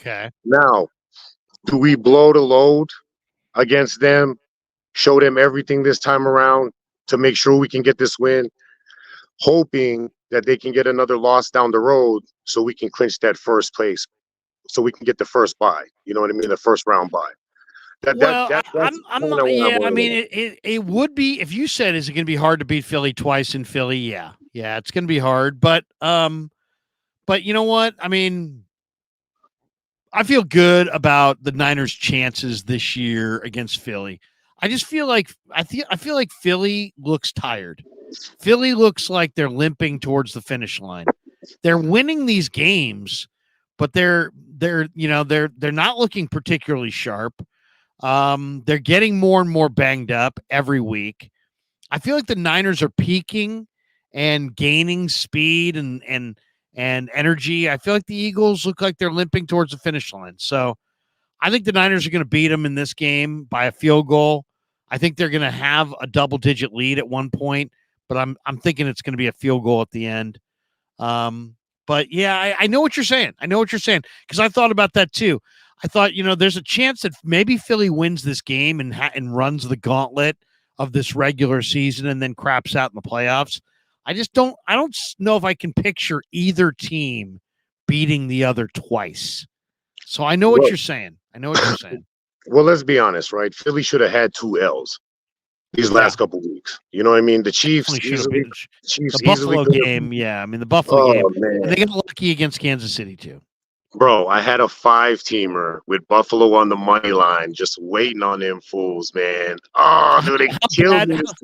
How bad was the non-call on the horse collar against Allen? That where they then got the field goal blocked. They were in the red zone. They would have scored a touchdown there. It would have been 1st and goal on like the 3 if they just called the horse collar. It was a blatant horse collar. They didn't call it. And then they got the field goal blocked. I mean, that game could have been a very one-sided game. But you know what? Buffalo also had that miscommunication at the end. Gabe Davis thought he was going outside. Josh Allen thought Gabe Davis was cutting inside. I mean, that should have been game right there. Listen, Larry, I'm gonna tell you, when you let go of that ball, dude, I jumped off my couch. I was like, oh my God. No. I know. Seriously. And then when Hurts ran it in, I was like, oh my God. Oh, that had me sick. Well, you know what, though? I had a feeling I was going to lose that game, though, when they hit that 57-yarder, 59-yarder in the rain. 59. In the rain. I was like, oh my God, dude. It was like a no doubter. Speaking of that, is Jake Moody going to be able to do that for us? I think so. Hopefully they won't have to ask him to kick a 50-plus yarder, but I think that kid's game. I think he's going to fire in the playoffs. I think he's a pressure kicker. So we'll see. It's a little bit of hope. Granted, it's a little bit of hope, but there's no indications. As somebody who gets a chance to talk to this guy, there's no indications that he's fidgety or nervous or not up for the moment. He's very calm. He's very confident. He exudes confidence for sure. Well, that's awesome, because that's why I'm asking you, because I know you in that locker room, man, and you can feel the vibe and the energy of the players. Yeah, I just want to say, man, shout out to Talanoa Hufanga, bro. Bro, I hope you get better soon, man. We love you, bro. We're going to miss you out there. You know what I'm saying? You're an awesome dude. And you a Poly, bro. Poly Pride, baby, Poly Pride. There you go. Didn't Yeah. Paulie have a big win just this weekend? Oh no, I meant Polynesian pride. Oh, Poly I thought you were support, talking about LA. No, I thought you meant he went to Poly in Southern Cal. No, he went to yeah. USC. Oh, I know. No, but that for high school. I thought he went to high school down there. Yeah. I mean, he's Hafanga's a great guy. He's a great guy. And the good news is they say he'll be back for camp. And that's awesome, man. That's good news. You know what I mean? But hey, I ain't gonna lie though. I'm just so glad that the secondary is looking nice, man. Like, dude, the way we locked down DK, dude, we're looking good, man. Like, I'm feeling really positive about what we got going on. You know, if we can just keep that momentum strong, like I said, man, I just know that this Eagles game is not going to be easy. If we can click like we click, then we can take it. You know what I mean? I honestly believe we can take it. We have The Niners strength at the wide secondary. receiver position. The Niners secondary is young, but very, very talented. Yeah, they just need some time to gel. You know what I'm Yeah. saying? And it just seems like that's what it's been taking. You know, just give the boys some more reps, you know, let them work it out, and it's gonna come through. But I think we got an advantage over the Eagles, man. Like for real. Their secondary ain't looking so hot. You know what I mean? And if They're giving up a lot of passing yards, that's for sure. What's your final score prediction on it, Big Mo? honestly, bro, I think we can get to either 24. I think it's like 24-13, maybe around there, something like that. That's what I'm thinking. Might be a little bit closer than that, but you know, I mean, I honestly think we're gonna come out clicking. You know, we stumbled already. You know how the Niners do it. We come out, we stumble, we get our Nothing's shit easy. together. Nothing's but then ever once easy. once we get it together, then we rolling. So I'm hoping that we already got it together. The Eagles look like they're in check. You know, like I said, a month of humble pie don't taste good. So you come out real hungry. Seriously. And you know what? I mean, to me, I don't know which games the Niners are going to win this year, but when the schedule came out, I firmly believed they're going to beat Philly. I felt that way all year. Why waver on it now? I think the Niners are peaking. I think Philly's limping. I know Fletcher Cox isn't going to be 100%. I know Lane Johnson's not going to be 100%. And the Niners there's a swagger about them. Since they got Chase Young and threw Ambry Thomas in that secondary, there's a swagger on that side of the ball that is noticeable. And I think you know, Purdy's made some mistakes, but he's like rebounded. And I just feel like there's a hunger. The Niners have a hunger. They're to hungry. Get this done. Yeah, they're hungry. They absolutely are. Yeah, humble pie don't taste good for a month, baby. You know, you man, work up that appetite, man. They need chunky soups. They need chunky soups. Big Mo, you missed Kev because he's playing hoops, but we'll let you go, man. Have a great night. Hey, Larry, always appreciate you having me on, man. Tell Kev I said hello, bro. And like always, pig in a pickle, baby. Pig in a pickle. Big Mo in Vegas. All right, last call of the night. Kyle McKiernan. This is our first go-round with Kyle. Or maybe second go-round. Is this the first time you called or second? I'm in the chat a ton, but no, this is the first time I've called in. No, I know you've been in the chat a ton. Welcome. Well, welcome for the first phone call. Where are you calling from? Chico. Nice. Yeah. Are you a Chico grad? No, I wasn't very good at college. Okay. I went to high school with Aaron Rodgers, though. Did you? Okay. Yeah. Aaron Rodgers went to what, Butte, JC? We went to PV. Then he went to Butte for like a year, I think, and then he went over to Cal. I like Aaron Rodgers, man. I'm a big Aaron Rodgers. He's good. Watched a lot of his games. It's so funny you talked about WIP. Oh my God. Okay, so I've been thinking about the game, and you're gonna love this. I couldn't sleep like last night, and it's like 2 a.m, and I'm like, I'm gonna call that station. So I call them at 2 a.m. So it's like, it's like 5 out there. Right. Morning show. Dude, those people. Angry. I got kneecapped before I even got on the radio. The call screener just kneecaps me. Like he takes away my name, called me 49er fan. And then like, I was like, I'll talk just as much trash as all you people. And he's like, hey, hold on, man. Got a little freaked out. It was like, no cussing on the radio, blah, blah, blah. I'm like, oh, I've been on KMBR so many times. I know how it works on the radio. Right. I'm not going to swear anything. So they get on there and like get in an argument with John Johnson. I don't even know. Okay. His name was like, he's like, Brock Purdy sucks. And I'm like, how can you say that? So it's so you're a funny that liar? you said You're a that liar on the because radio? It's so funny because I was asking Jody Mack, who's also on IP. I said, "What are you hearing the most? Give me the constant drumbeat theme of the dialogue coming out of Eagles fans' mouths." And he's like, "They don't believe that Brock Purdy can walk into Philly and come away with a win." I'm like, they don't believe in Brock Purdy. They think that's why they're going to lose is Brock Purdy. That's I find that very entertaining. Right. And if he's not good, then how come they lost last year? Like, why didn't the rest of the team just win the game without him? It's just I don't know. I don't get it. But But I mean, they just there's a group of people out there that just believe that because of where he was drafted, that he's just a guy. He's just Right. Johnny on the spot. It's all Shanahan and these weapons. And and I know the real truth, which was when Brock Purdy came off the bench against Miami, week 13 last year, under Kyle Shanahan, every non-Jimmy Garoppolo quarterback at that juncture was 9-29. So don't tell me anybody can win in this Kyle Shanahan offense because it just ain't the truth.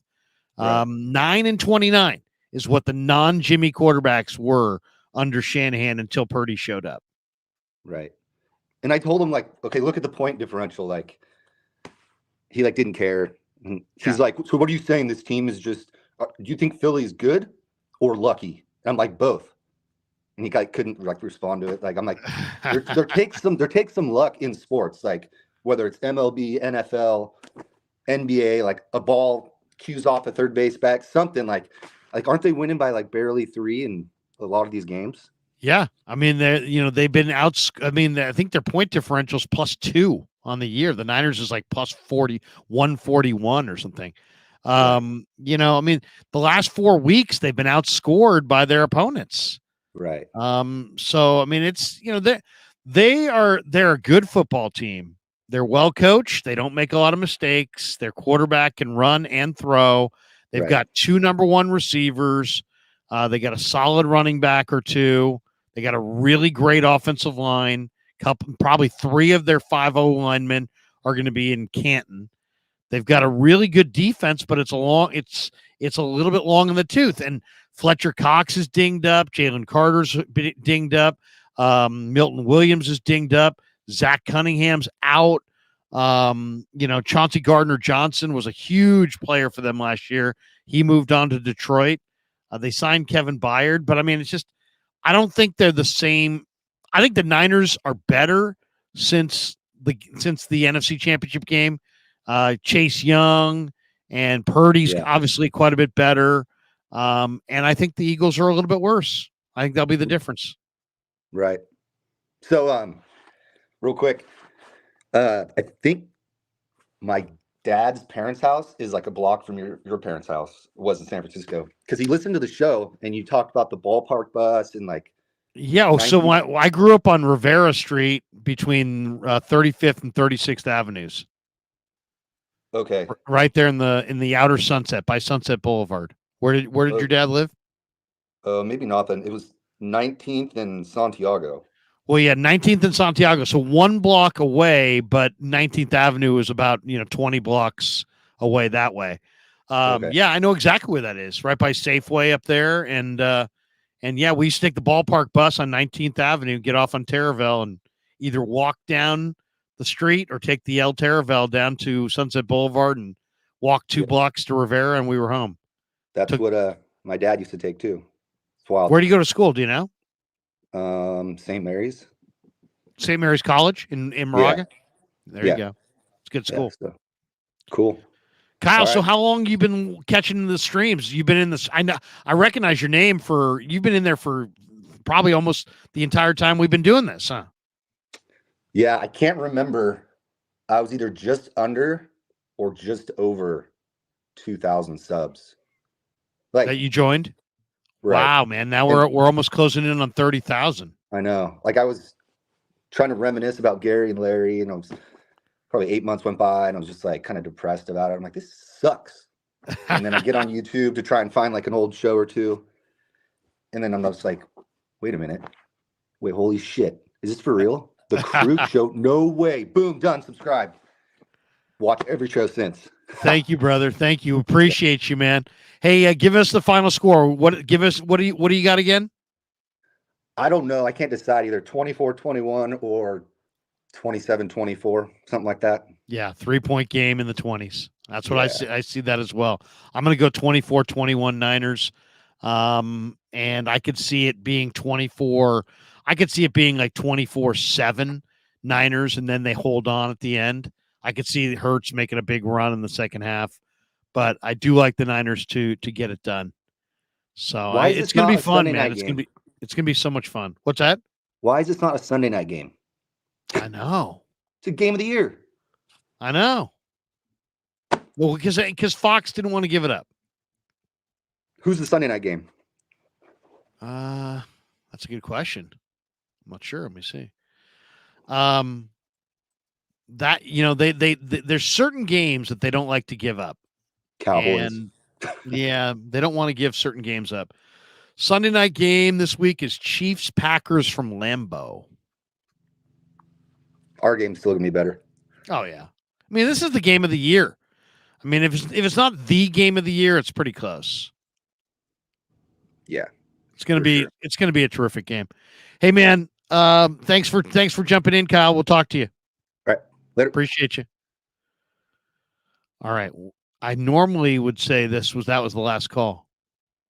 But Johnny C is in the house. Johnny, you're back. What's going on? So I got. Wait a second. Did you see what we turned your last call into? Yeah, Hold on a I second. appreciate that. Wait a second. We got to play this. For those people who didn't get to see Johnny's last go around with us, here we go. Hold on. Do we have it here? Where is it? Here we go. We call it the Butlary montage. Let's go to Johnny. Johnny C. Let me try, Larry. Okay, so Larry, here's the deal. Larry, honestly, Larry. No, but Larry, I gripe here though, Larry. Here, Larry. And now they're Larry. I mean, Larry, but here's the thing, Larry. What do you think? I think they're going to sign Jason Peters. How old is he? He's 40, but and Larry. Larry. I mean, Larry, I wish I could, Larry. Johnny, we're going to have to jump. All right. Good stuff, Johnny. Good stuff. So, Johnny, what have you been doing in Vegas, man? How's things? Profitable, but profitable. I got some info for you. All right, let's hear it. 80% of the money on the Niner Eagle game is on the Niners. So the public is on the Niners. Correct. But the Sharps are they're on what? They're betting Philly. But I'm not worried about it. Here's really where I'm at. I'm going to check my Action Network app, make sure. The Niners have had 10 days to prepare for this. Philadelphia just played a game they should have lost in overtime. My thing shows here from Action Network that the sharp money's actually on the Niners. I mean, I just know where the money's going. Okay. Just from the underground. But what I look at is this. 10 days to prepare. The 49ers are actually the healthier team, which is a good problem to have. Yep. Defense travels. That Eagle defense isn't good. Nothing about it's good. James Cook had bad, though? Is it a bad defense? I don't know if it's a bad defense. Well, I'm going to ask you a question. You should know, because I know you look at stats every day like most people do. Do you know where they rank in touchdown passes allowed this season? Where the Eagles rank? I thought I read 29th. 31st in touchdown passes allowed. What Shanahan should do, and you talk to him more than most people, if McCaffrey isn't involved in the passing game, which will open everything else up, Kyle messed up massively. Throw the ball to Christian is what you're saying. Yeah. Get him involved in the passing game. It will open up everything else on offense. Your boy Ayuk will get involved because Slay is old and he can't stop him, and Bradbury is not good. So, again, I think the Niners do win, and I'm going to give you a score, 27-17. 27-17 Niners, and the star of the game is McCaffrey And Debo. and Debo. I think those are the two guys who are really going to have an impact on this game. And I also think if they use Kittle over the middle of the field like they should, there's not a linebacker or safety who's stopping him. I like it. Jalen Hurts, even though he is the favorite to win MVP, I understand the ink. 15 turnovers this year, 9 interceptions, 6 fumbles lost. He has turned it over. I'm not saying he's horrible. Far from it. But his knee's not right. He's not scrambling as much as he used to. And I think the Niners' defensive line will impact what he does. Because I think either Greenlaw or Warner will be spying on him. You can't let him run for first downs. I'm more concerned about Hurts' ability to run. I mean, and again, the rain doesn't bother me because the defense is coming with the rain. Chase Young was the best move the 49ers could have made because of what it did for Bosa. And what it's done subsequently for Hargrave and Armstead. Correct. Even though those two guys have been amazing. Armstead does Chase have Young. a foot issue that I read about, which is a little bit troubling. He's going to play though. Yeah. He was limited. He didn't practice today, but my guess is he plays. My guess. Yeah, he's probably going to play. But I also got to give Kyle, and as much as I hate to say Wilkes credit for one thing during the bye, they got Isaiah Oliver off the football field. They put Lenore back in the slot. Yeah, it's been huge. And I never thought I would ever praise the guy, but Ambry Thomas is balling. And I can't believe it because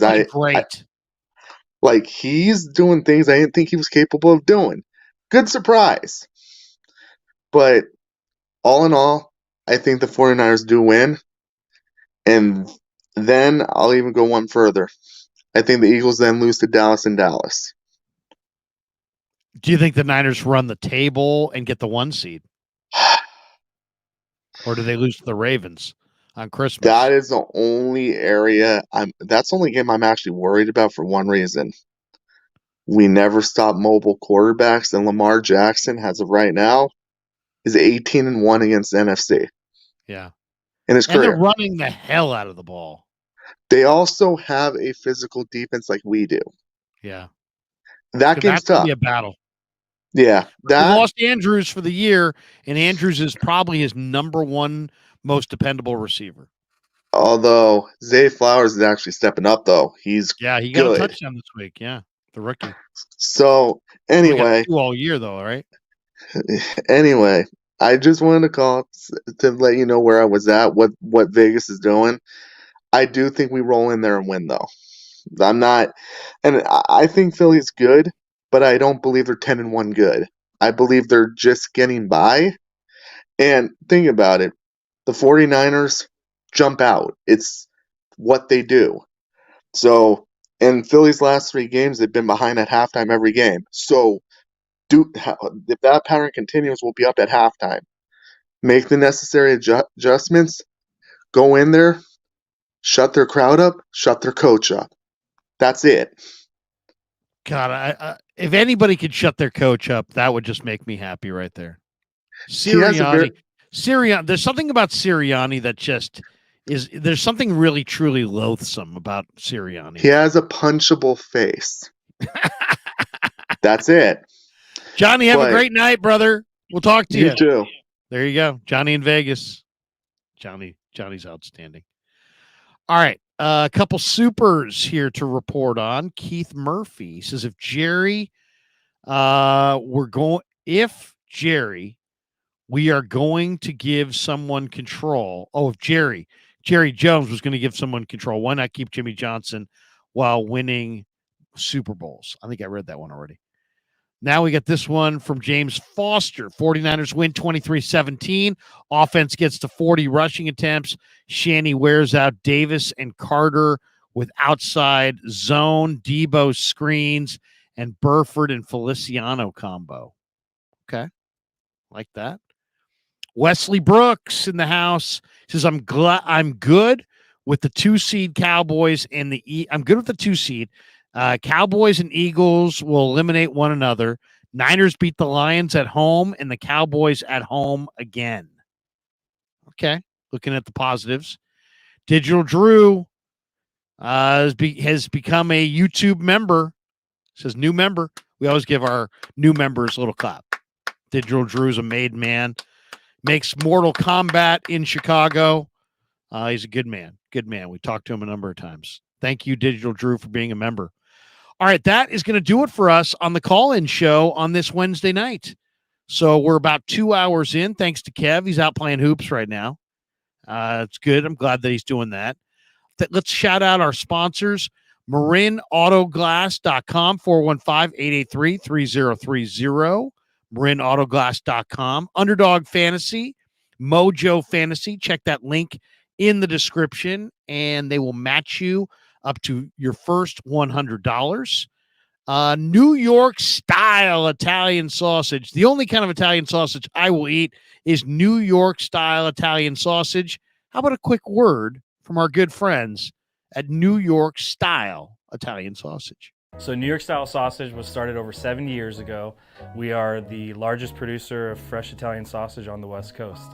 What makes our sausage in New York style is really the recipe came from back east, from New York, from Connecticut. If you look at all of our labels, there's maximum 4 or 5 ingredients, which we're really proud of. There's no preservatives, no MSG, fresh in, fresh out. The pork comes in fresh, goes out fresh. There's never any freezing throughout the process. We've always used fine quality cuts. We're never going to deter from that. It's one of the reasons why our sausage is so good. I guarantee you put our sausage up against anybody else's from a flavor standpoint, no one will beat it. Hands down. And do yourself a favor and do me a favor. Go buy a package of the New York style Italian sausage. Guaranteed you will love it. Guaranteed.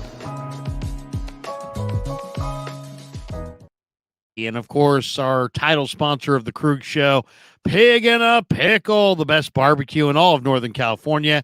Check them out. They're in Emeryville and Corte Madera. In fact, we're going to do a Krug Show fan meet and greet on December the 17th from 1 to 6 p.m. at Pig in a Pickle in Corte Madera. Come watch the Niners and the Cardinals. It's a road game. We're going to watch the Niner Cardinal game there at Pig in a Pickle. And then we are going to do our show. We're going to do our show from Pig in a Pickle, the post-game show.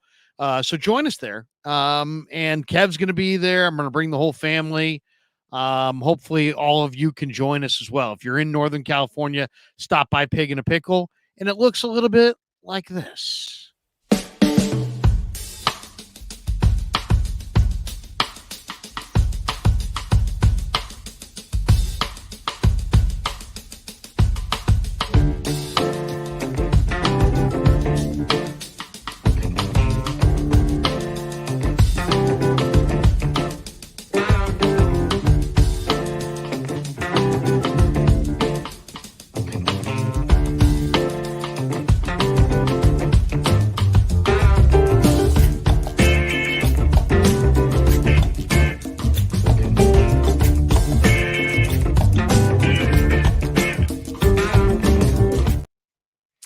Thanks to Pig and a Pickle for being the title sponsor of the Krug Show. A couple last chats.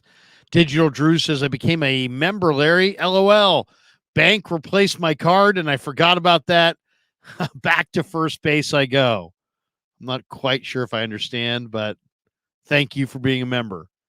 And then Sports Fan just goes with the Pig and a Pickle on the emoji, which is always nice. Always nice. Always nice to see that. Franco says, Italian sausage He's a big fan of New York style Italian sausage.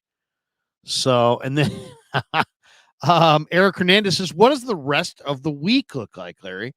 Well, Eric, I'm glad you would ask. Let me give you the schedule for the rest of the week, since it is Eagle Week and we got a lot going on the channel. And I always make a schedule of what we're doing on the channel. We appreciate every single one of you guys for supporting the channel. Okay, this is what we got the rest of the week on the channel. Where is it? Where's my schedule page? Hold on. There it is. Okay. So Wednesday night. So tonight we are doing the call-in show with Kev. Tomorrow we're back in Santa Clara for more Niner media action. We'll talk to Steve Wilkes. We'll talk to Brock Purdy. We'll talk to Chris Forster. We'll go inside the locker room. I talked to Charlie Warner today. We might be able to do an interview tomorrow with Warner.